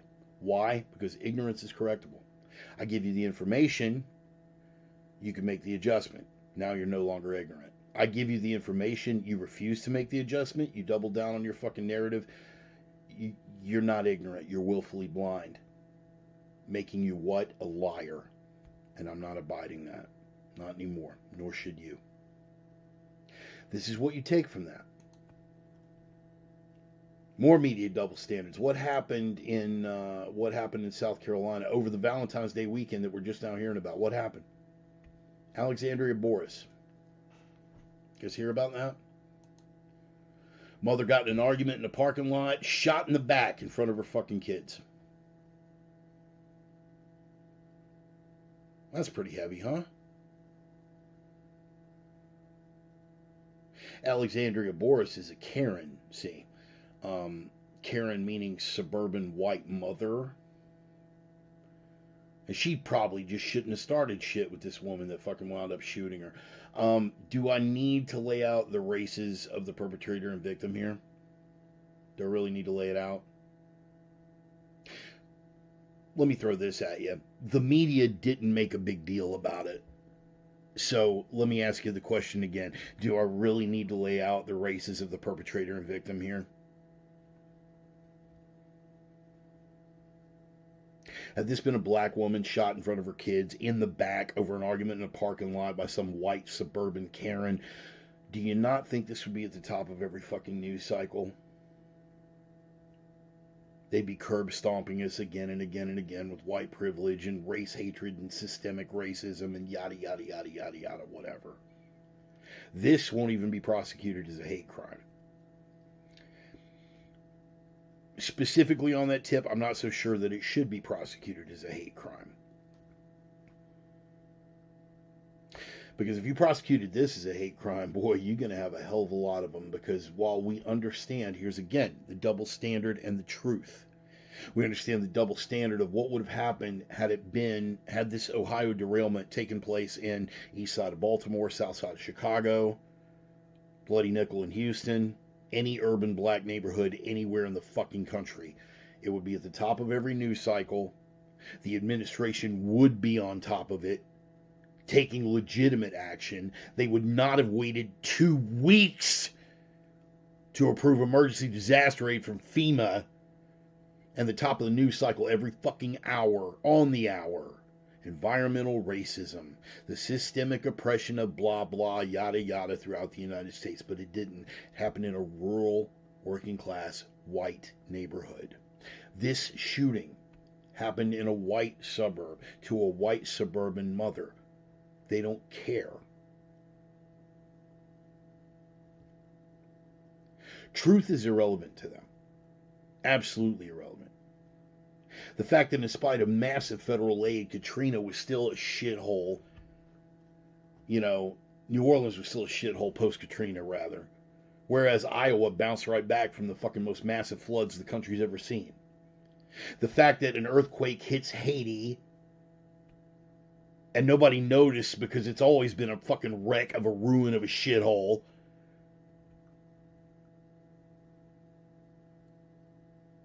And an even harder quake hits Japan, and they're back up and running.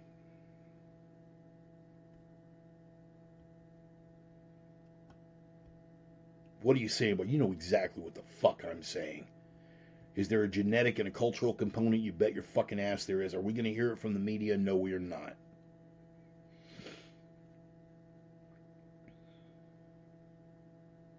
The overwhelming majority of violent crime is intra-racial. Same on same. White on white, black on black.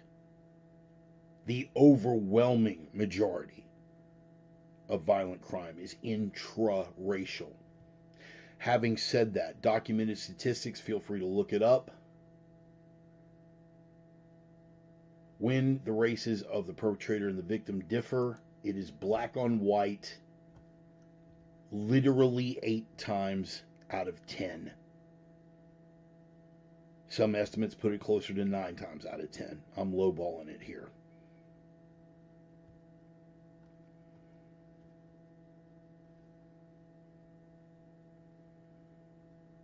So what happened in South Carolina? Why aren't we hearing about that? Because dog bites man is not a news story. One of the oldest journalistic principles in the world. Dog bites man is not a story. Man bites dog. That's a story.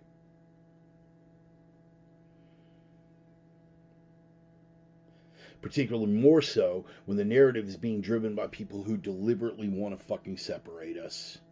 By people who want to justify the worst of the worst from the baddest of bad actors and pin it on people with whom it has nothing to do. There is a double standard at work here. However, without that double standard, the media would have no standards at all.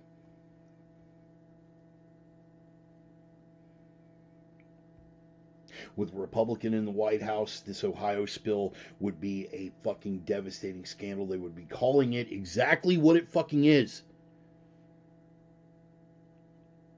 They would be right to be calling it that. We know that the coverage wouldn't be fair, that they'd be raking the administration over the coals for their lack of response. But now that this is happening, people are dying. People are dying on the ground, and it happened in a rural, white part of the country, working class neighborhood. You know, the left, they're all about that working class thing. Oh, well, not that working class. They're white and they shop at Walmart. This would be handled totally different. Completely differently if there weren't a Democrat in the White House. If the races were reversed in South Carolina, it would be at the top of the fucking news cycle, but we're not hearing about it. Why?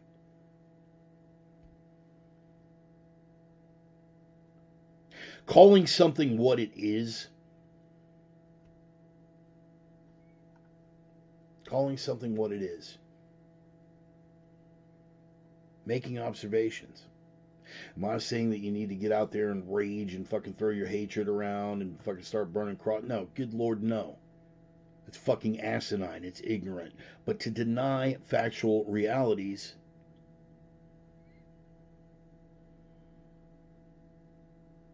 irresponsible, dishonest, won't abide that shit. And to deny the glaring fucking double standard at work here is beyond dishonest.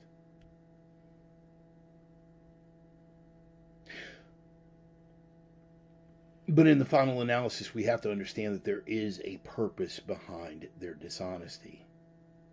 This isn't we're leaning one way or leaning the other. This is deliberate.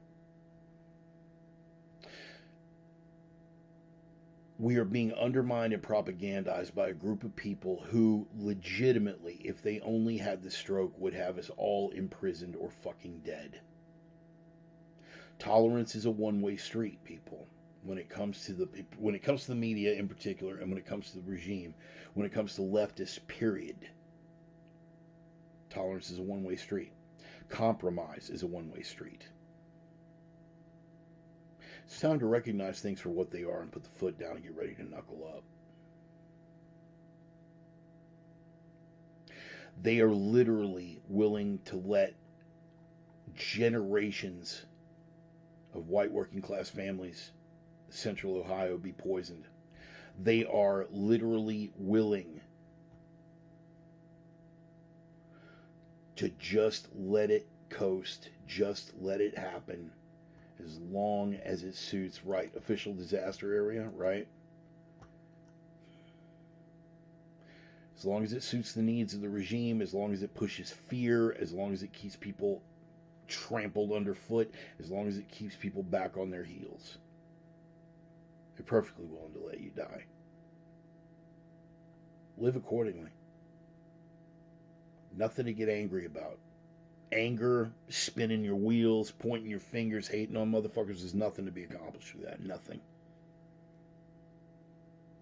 Just understand and be realistic about where you are and live your life accordingly. With regard to who you trust and who you choose not to trust. With regard to the things you were prepared for and the things that you voluntarily choose to be more prepared for.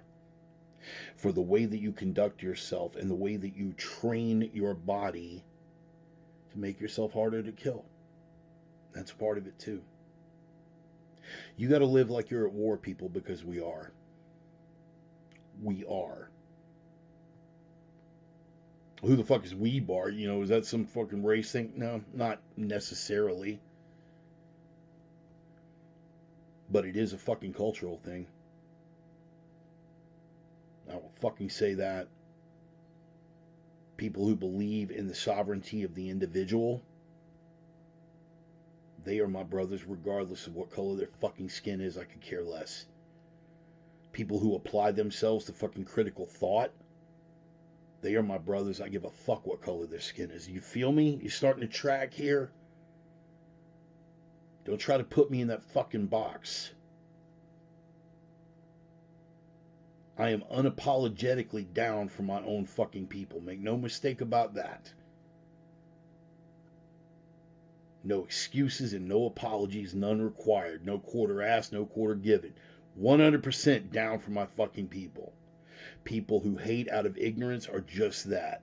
Worthless, ignorant, asinine, low life, lowest fucking common denominator. I am about people who take a look at cultural fucking standards and are willing to fucking pony up to that. Did the people of Northern Europe create that fucking Western civilization that all those norms are based on? Yeah, there's another historical truth you're not going to hear from a lot of people because they haven't got the nuts to fucking say it out loud because of what it'll cost them. But what were we talking about earlier? Don't be afraid to be that fucking heretic. If you are prepared to assimilate to European fucking cultural norms, to Western civilization's cultural norms as they have been handed down to us, you are my brother and I don't give a fuck. If you're Asian, black, Latino, none of that matters. Fuck all to me. If you're willing to stand side by side for the sovereignty of the individual, you are my fucking brother.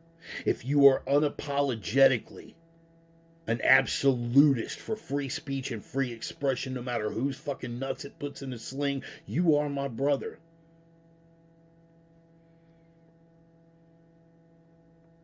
If you believe that individual liberty and individual responsibility triumph over all other fucking moral principles, tell you something, man, you are my brother.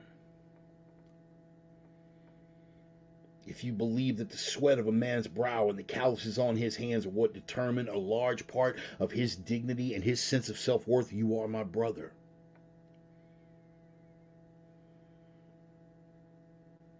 And the flip side, if you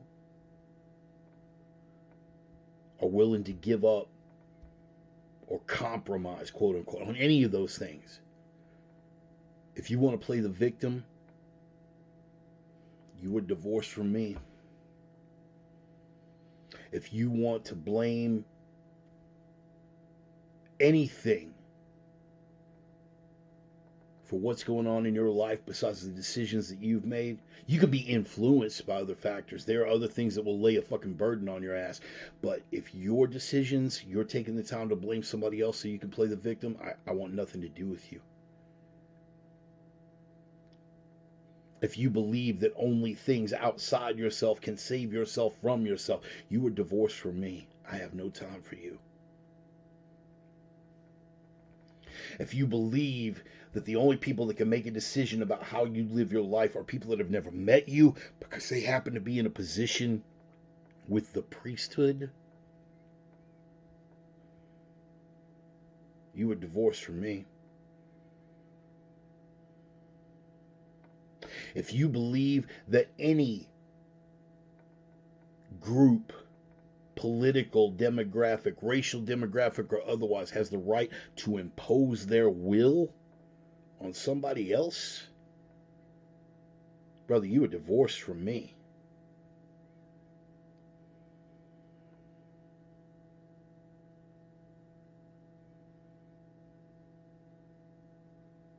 Christians don't get to tell me how to pray. Muslims don't get to tell me what I can or cannot draw. Jews do not get to tell me what policy I approve or disapprove of. Evangelicals don't get to tell me who or how to fuck. You feel me? It is the sovereignty of the individual. If you believe in that, I will embrace you as a brother. If you believe in speaking your mind and speaking the truth, I will embrace you as a brother.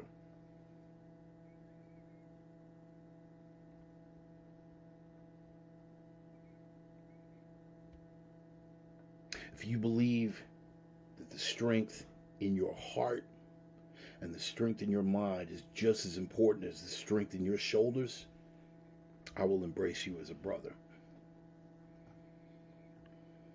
But moving forward, if you are willing to look at the priesthood and proudly stand up and say, I will be a heretic, I will be an apostate, I will fly in the face of the lies, I will call out the truth, let justice be done though the heavens fall, I will call out the truth, if it hair lips every hillbilly on Bear Creek and short dicks every cannibal on the Congo, you are my brother. Feel me? Tracking? And as such, we have room for standards, which means there is one standard. I speak the truth. That puts my people in a bad spot, well then, that's just how it's going to have to be. You want to take a look at things that happened in history that my people presided over, we got to own that. Here's the thing about historical atrocities. There's a support group for ethnic demographics that committed historical atrocities. It's called everybody. You don't get to leverage that.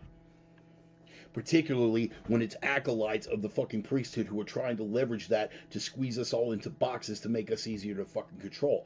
I won't abide that. I won't abide that.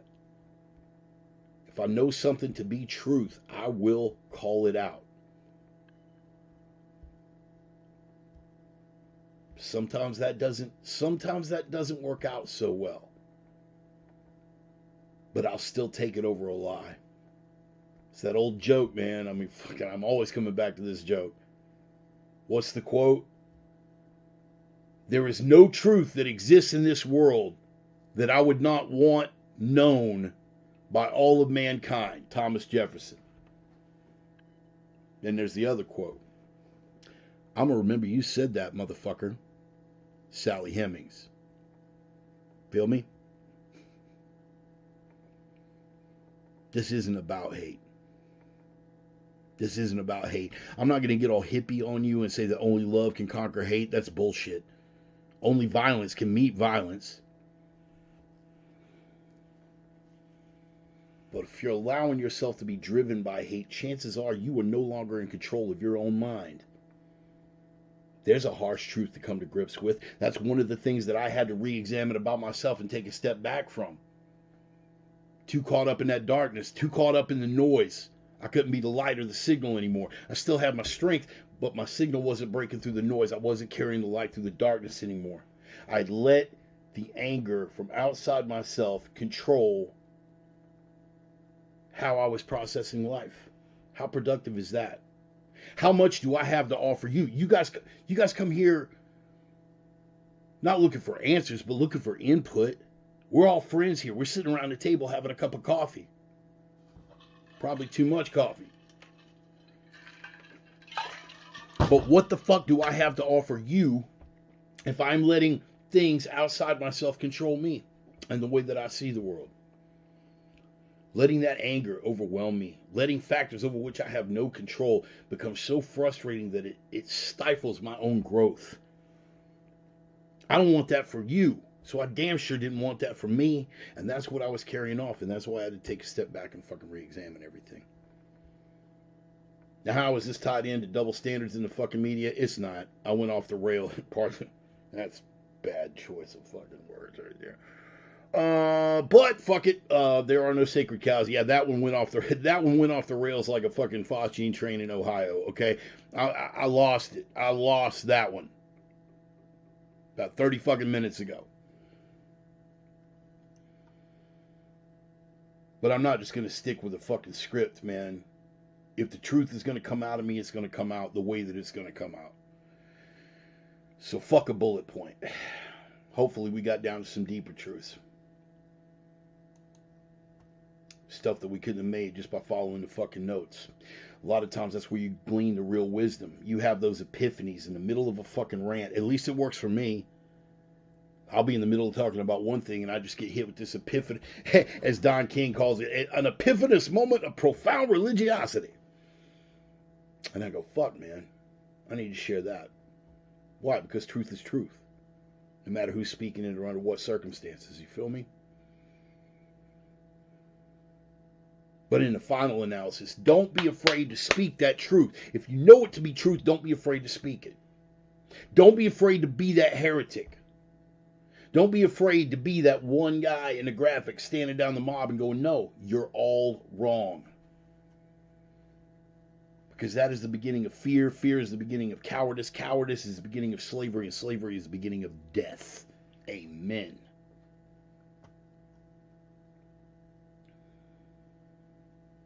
I want to drop one little bitty thing on you, a couple of things before we go into my closer here. One is on the weightlifting tip.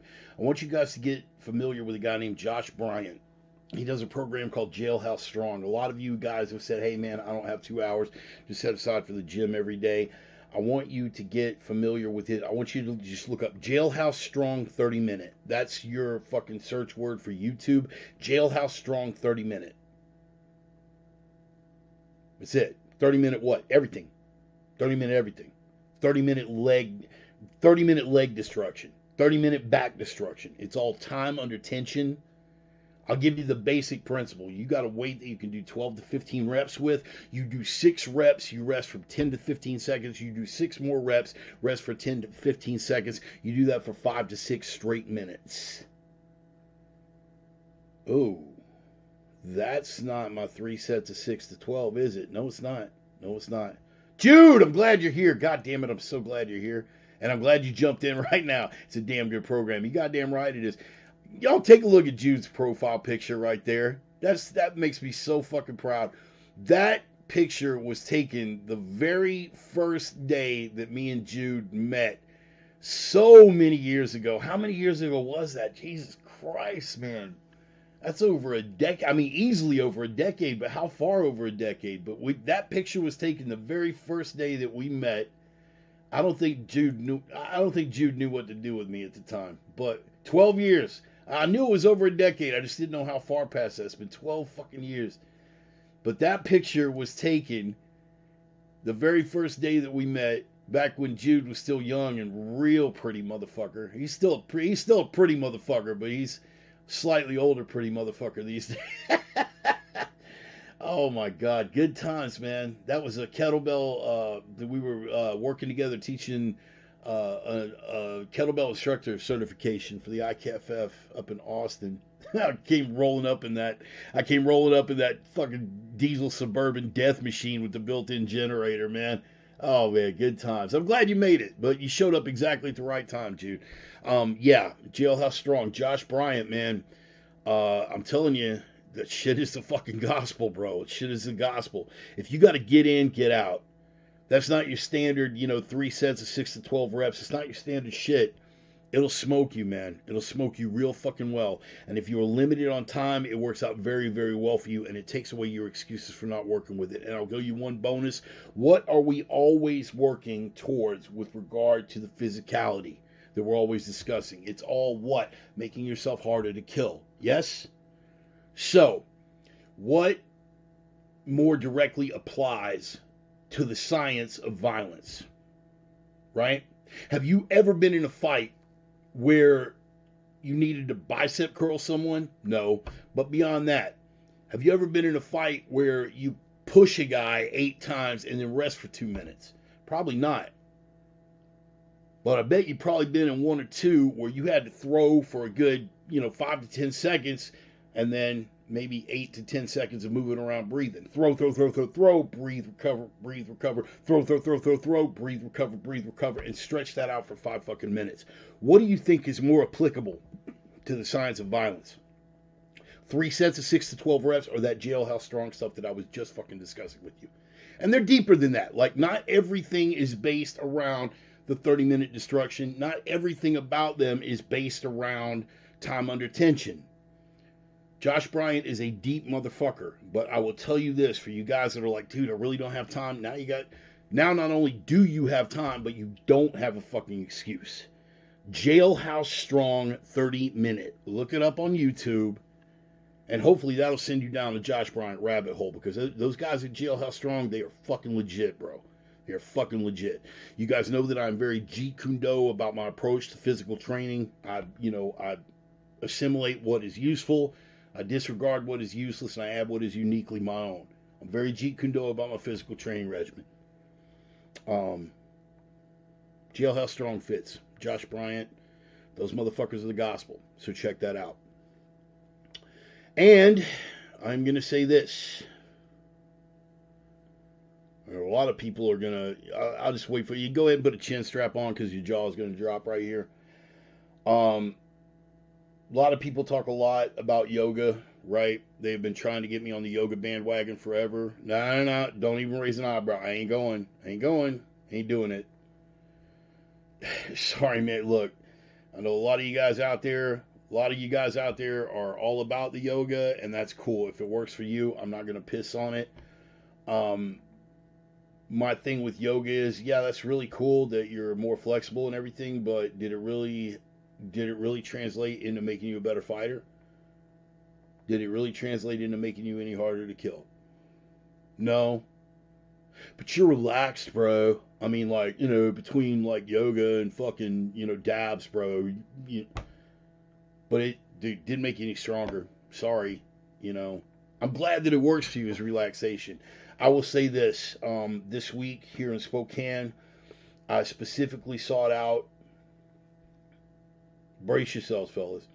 I specifically sought out a Wing Chun instructor. Now, that isn't the surprising part, because Wing Chun and the drills are very much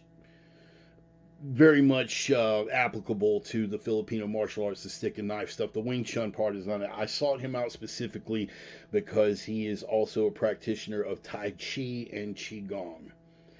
And I will just come out of the closet right now. I am incorporating those things into my physical regimen because it will work with all the flexibility aspects of the yoga. It will work the relaxation aspects of the yoga. But every one of these movements and every one of these flows has direct application to physical violence, so I can have all of the stretching benefits of the yoga, all of the breathing and relaxation benefits of the yoga without putting myself straight into fucking hippieville. So, Mr. Wright, I am a Lung Team Wing Chun guy from way back. I was not aware of that. But I've been looking into it. I've been dipping my toe in the pond and doing some homework on that. And so I am incorporating that into my regimen. I will let you know how it goes. Also, an update on the hip. I didn't 100% stick to the 6-month mark. I took a couple of weeks and got a jump start on it. Yesterday was the 6-month mark since my hip replacement surgery. On a week prior to the 6 month mark. I had said that I was going to wait until the 6 month mark. I jumped the gun on it by a couple of weeks, but I did jump in and do a mild leg workout a week ago, and as of Friday, I did my first what I would consider full bore leg workout. I didn't go crazy with it. I did do squats. I did do trap bar deads. Everybody, well, that's more back. Well, yeah, but trap bar deads, come on, guys. That's like posterior chain involvement. That's glute involvement. You know, they are complementary.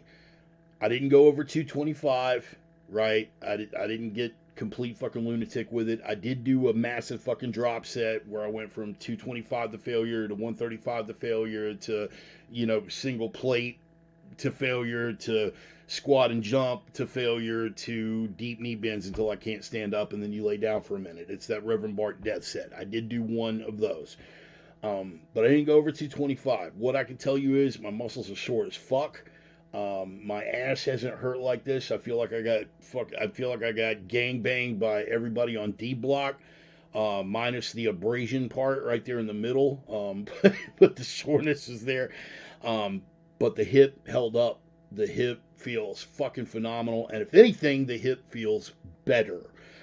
Because the muscles are starting to build and strengthen and tighten around it. So we're solid on that front. Also, there has been no resurgence of the infection. You guys remember back early December of fucking last year, I had that scare and I had that cocksucker of a fucking doctor, ortho over in Twin Falls fucking tell me you need to quit everything. You're going to have 12 fucking surgeries this year and it's the worst year of your life and I wish I had better news from you. None of that has manifested. I have not had a single bit of resurgence in any of those elements of the infection scare that I had in the hip. Nothing. So fuck that doctor again. In the long term, man, he might be right. Maybe I go 3 months further down the line and all of a sudden sepsis. Who fucking knows? But for right now, hey, doc, go fuck yourself. You were wrong. So there's that. So D-Block use Vaseline. Maybe. So anyway, just those were two little things I wanted to touch on before we go into the closer. For the closer, I'm going to read this. It's a two-parter. The first is an old blog that popped up in my memories feature on Facebook. And it was from back in 2015. And looking back at it, it may have been a little bit naive, but I was inspired to revisit this because of a guy who is currently my favorite Hebrew, Andrew Klavan. You can see his work on his own YouTube channel, Andrew Klavan. You see his work on Daily Wire, dailywire.com. His openers, man, his weekly opener just keeps me in stitches. The guy is just a great, very dry wit, sense of humor. But I find him to be a very rational, very reasoned voice, even in the places where we disagree. And he's ethnically Hebrew, but he has become a practicing Christian. And he espouses that philosophy, and he espouses it in a very reasonable and very assimilable way. I like the guy. I listen to his program every week. He touched on something that sort of worked in tandem with this blog of mine that popped up in the memories feature. I'm going to read it to you. I'm going to give you the application. We're going to close. This is the name of the blog. So, Elon's new battery got me thinking. Again, this is back in 2015 when he had just come out with the Powerwall. More and more, I believe that the ultimate collapse of the old system will not come from violent revolution, but from people en masse withdrawing both their consent and their participation from the system as technology empowers them to free themselves. The violence will come from the state wringing every last drop of blood from the grazers that maintain their faith in the system. What will happen is that those who are intelligent and resourceful enough will just withdraw. One little piece at a time, they will take control of their lives back from the system that they have currently allowed to assume control over them. And keep in mind, this is from 2015. I was already calling it ahead of time. People like Bongino, people like Rumble, different platforms. They will get their information from non-state controlled sources. And the state corporate controlled Ministry of Information will lose all relevance. What have we noticed? Trust in the media is at an all-time low. They will make the most of things like Elon Musk's new battery and the drop-in solar panel prices to remove their homes from the grid. They will take control of bigger and bigger segments of their own food production, growing gardens and raising animals on a small scale. They will have the information available to them to make educated decisions involving their own mental health rather than relying on, and get what I called it, the new priesthood of big pharma and psychiatry. This is 2015, mind you, to tell them what disorder they have and what pharmacological communion wafer they must imbibe to make them normal and holy. In short, they will evolve. Psychedelics, microdosing, you guys tracking? The state will not take kindly to this. Laws will be passed oppressively taxing or criminalizing these things. It's already begun. A lot of places they have put special taxes on people putting solar panels on their roofs. Those simple measures alone will bring the statist grazers into line, keeping them shopping at Walmart, eating processed foods, squandering their money on the latest consumer trinket, and taking their medication like good little boys and girls. But those intelligent and crafty enough will not need to rise up en masse to strike down the man with armed insurrection. They will just withdraw. They will do for themselves. The statists and the grazers will never lose their faith, even as the noose of regulation grows tighter and tighter around their necks. They will keep voting, they will keep demanding that the all-powerful state do more, regulate more, get more involved in individuals' private affairs, to make it fair, to guarantee equality. Ooh, sound familiar? Remember, 2015. To ensure everyone's safety, for the sake of the children, all the while oblivious to the loss of their individuality and indeed their humanity, all while reveling in their freedom. What a sad, sad, pathetic lot. Family members, I'm talking to you. What a sad, sad, pathetic lot. But ultimately, we all find our own place in the food chain. As always, we as a species remain in a perpetual race between enlightenment and catastrophe. And if it takes a slow, grinding, arduous, and long-term catastrophe among the grazers and the statists to bring those among us intelligent and resourceful enough to evolve to enlightenment, I'm totally okay with that. That was the blog entry. It was from 2015. In retrospect, I feel like that was pretty fucking naive. I underestimated the ubiquity of the grazers. I underestimated just how many of them were out there. I underestimated just how many people I had previously thought to be capable of critical thought to be at their heart grazers. I underestimated just how many people I had assumed to be anti-authoritarian just hadn't found the right boogeyman yet. In short, I was wrong on a lot of fronts. But the core of that blog, I firmly believe in my heart of hearts. Those of us who are smart and resourceful enough are just going to withdraw. If they don't withdraw physically, they're at least going to withdraw their consent. I will no longer participate in this. And in the years hence, we have seen a lot of that. There are growth in new platforms, old platforms that were previously controlled by them, are no longer controlled by them. A lot of you people don't share my enthusiasm for Elon Musk. I believe in the man. Sorry, but there it is.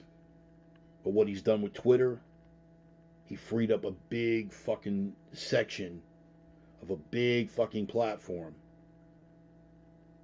that was being used to undermine us as a civilization and society. It's a pretty big fucking waste. So good on him for that. But look at the growth of alternative platforms. Look at the growth of alternative search engines. Some of whom, like DuckDuckGo, have turned out to be meet the new boss, same as the old boss. I get that. But we're still in the process of that evolution. Look at what Bongino has done with Rumble, and look at the response and the growth. Look at the people who have podcasts. We're talking legacy media like CNN. It's everything they can do to pull down this many fucking viewers, and you have podcasts like Corolla and Rogan and Bongino who are anyone, literally my fat, toothless, crippled ass, just sitting here has the potential to have global fucking reach. Global fucking reach. You understand that? And we are taking it. And the people who are smart enough to exercise their critical thinking skills have completely abandoned even most of the grazers. Trust in the legacy media is at an all-time low.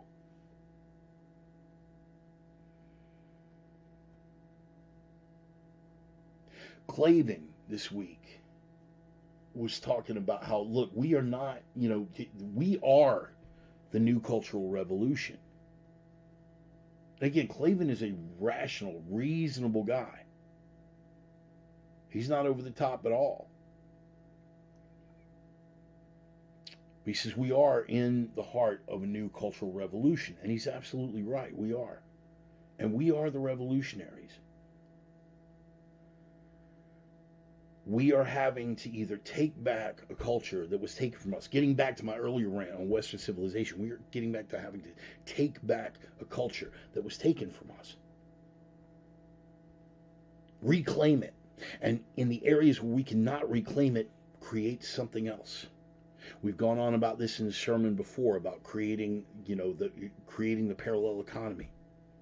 How that was the undoing of the communist bloc. Parallel economies in places like Romania. We're having to do that, but the good news is we are, and we are succeeding. But here's where I went wrong.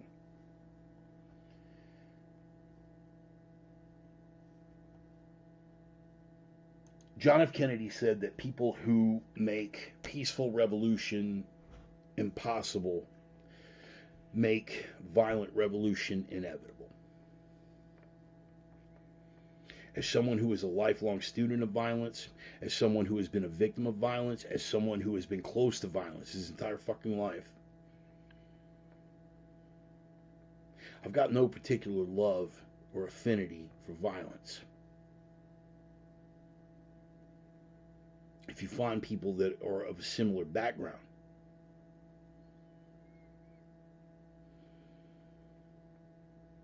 they'll probably tell you the same fucking thing. The people who are wearing their stupid fucking Hawaiian shirts, these Boogaloo boys, yeah, man, I can't wait for the Boogaloo, dude. We're gonna get it on. It's gonna be blood in the fuck. Fuck these idiots. Fuck them, unequivocally, in the neck.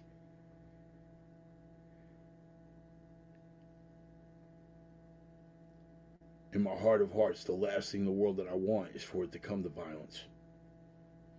But as Clavin went into, we are having to create new institutions in place of the ones that have been taken from us, or reestablish control over those old institutions. We are the new revolutionaries, like it or not. And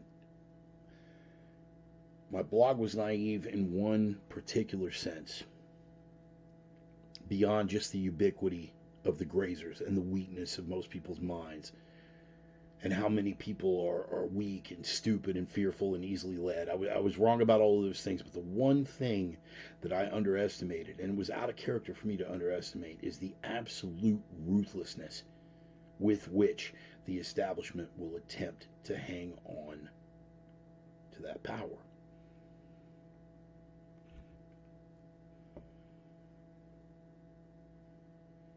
They would literally bring the whole thing down, pancaked into its own footprint. Pardon the parallels.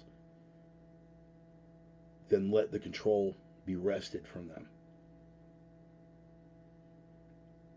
Peaceful withdrawal is what we should pray for. Peaceful withdrawal is what we should work for. There's nothing I'd love better than to have a couple of Tesla power walls here in the basement at the bunker and solar panels on the roof. Or an off-grid property, you know, a couple hours outside of Spokane or somewhere in Oregon or North Idaho, whatever. Completely off-grid and removed. There's nothing I'd love better than that. There's nothing I'd love more than to have a small-scale food production going on. Whether here in the backyard of the bunker, we got almost a third of an acre here. Setting up apiaries for beekeeping, setting up chicken houses, setting up, I mean, you name it. There's nothing I'd love more than that. But the thought of just ignoring them and eventually they will collapse under their own weight,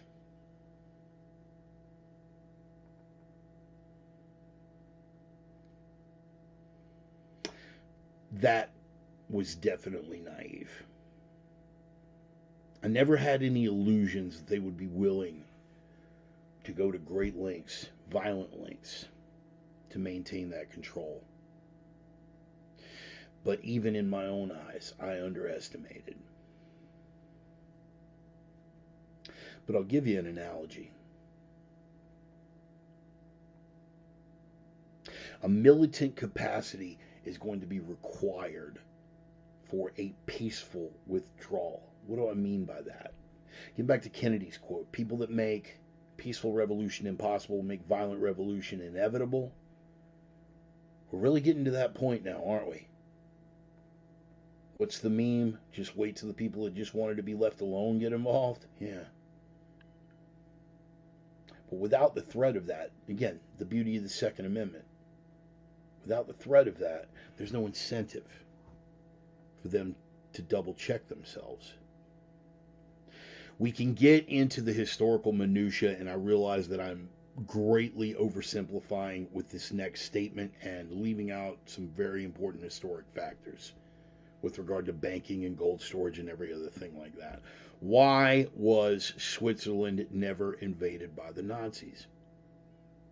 Okay, let's take it out. Let's take it out of the Nazi realm. Why, throughout all of the Cold War, was Switzerland never even eyeballed as a potential by the communist bloc for them to invade? Why? Switzerland's just a little fucking country. What are they known for? Chocolate clocks and gold. That's it. Stupid hats and yodeling. Whatever. What are they known for? You want to know what they should be known for? Because there's your answer to the question. Why is it that the communist powers, in all of their military gamesmanship and all the scenarios they had for sweeping through Europe and pushing the Western Bloc into the fucking North Atlantic, that Switzerland was left the fuck alone? Why? Because of a little thing called armed neutrality. Something you might not know about the Swiss. The Swiss have the most extensive civil defense network on the planet. Every Swiss village, every male in Switzerland is required to train as part of a civilian militia. They are given a fully automatic weapon to store in their home. They are required to practice with it. Every residential structure and every commercial structure built after, I want to say 1970, fact check me on that, built after 1970, it could be earlier than that, is required to have a certain amount of shelter space for every intended occupant.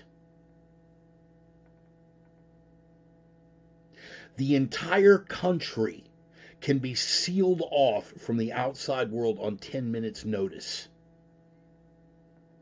Every bridge and tunnel coming into that country is already pre-wired with mines and explosives, and on 10 minutes notice, they can shut the entirety of Switzerland down from the outside world. Something that a lot of you might not know, or at least were vaguely aware of. Here's the beauty of it. That is what keeps them off the radar, because it is simply not going to be worth the effort. Can you take Switzerland? Yeah. And the badger can eat that porcupine. It's gonna fucking hurt. It's the same as the personal principle that I'm constantly encouraging all of you to adopt. Be that fucking porcupine. Switzerland's about as prickly as it comes. A lot of people don't know that about Switzerland. Switzerland is one of the most militarized countries on the planet, but it's all under the radar. Their fire departments, guess what? Their fire departments and all their fire equipment was designed to work in a post-nuclear world. They have equipment designed to run in rubble-strewn streets after a fucking nuclear exchange, because that's the level they're on. And as a result of that, they can kick back. We're the Swiss. Fuck you. We do what we want. They've avoided most of the problems for the rest of fucking Europe, too, because they haven't been fucking swarmed with immigrants from the third world. The point is this. It is their militant capacity, it is their capacity for war that gives them the luxury of peace. They play it close to the vest. They keep it on the down low. You and I can take some very important lessons from that, in line with what I was talking about in the blog, and that peaceful removal, that peaceful separation. We will have the luxury to do all of those things. Technology is going to make it way more possible. The price point just keeps coming down for the power wall and the panels, and the technology just keeps getting better. All these possibilities are within our reach. The legacy media is losing all relevancy. Losing all relevancy. People are going to other sources, and those sources are going to be out there and available to them. And they're not going to be able to shut it all down and censor it. This is all there. But the key is, we have to retain and maintain that capacity to do the damage. That capacity that says to a system that wants to make peaceful revolution impossible, that if they do make our violent revolution inevitable, they will rue the day that they were fucking born. So going forward, as the new cultural revolutionaries that we are setting a new standard. We are the counterculture. They are the machine now. We are the counterculture. Don't ever be gaslit on that fact. Going forward, as the cultural revolutionaries that we are, we have to maintain a militant capacity to ensure the ease and passage of the peaceful withdrawal that must come if we are to retake those cultural bastions and establish new ones. We must separate. It is going to be our militant capacity that will enable the peaceful withdrawal. It is precisely our capacity for violence that is going to be necessary to ensure that our withdrawal from the system can be executed without it. And the beauty of having that strength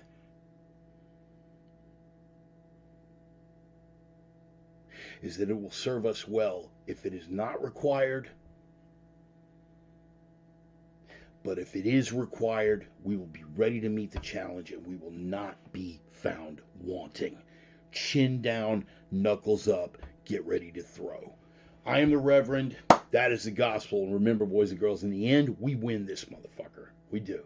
Never lose sight of that. I am the Reverend. That is the gospel. I appreciate you guys being here, man. Thanks for hanging out.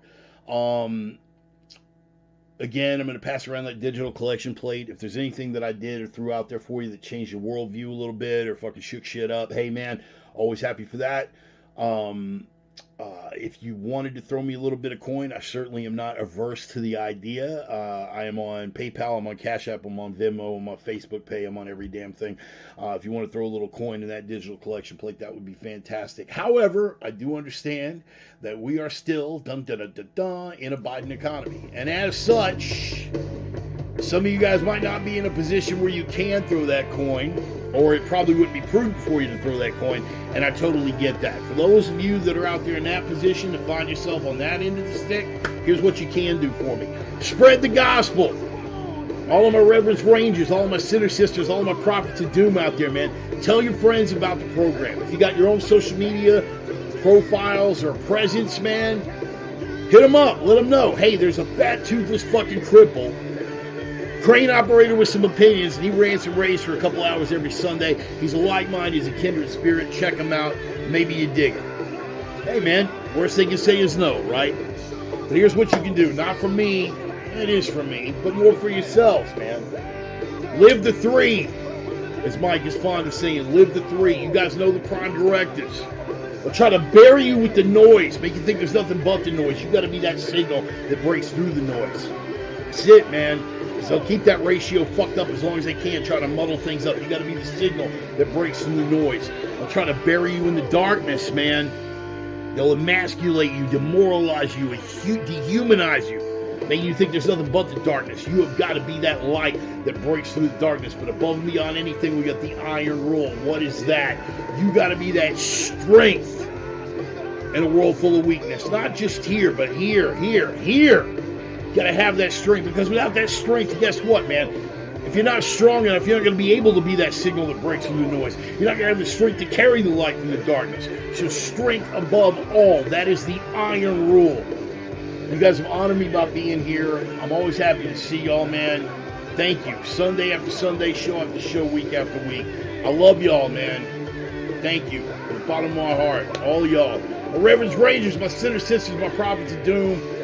I love y'all, man. We'll see you next week, next Sunday, right about the same time. Take care of yourselves. Take care of each other. Strength above all. Peace. Love y'all, man.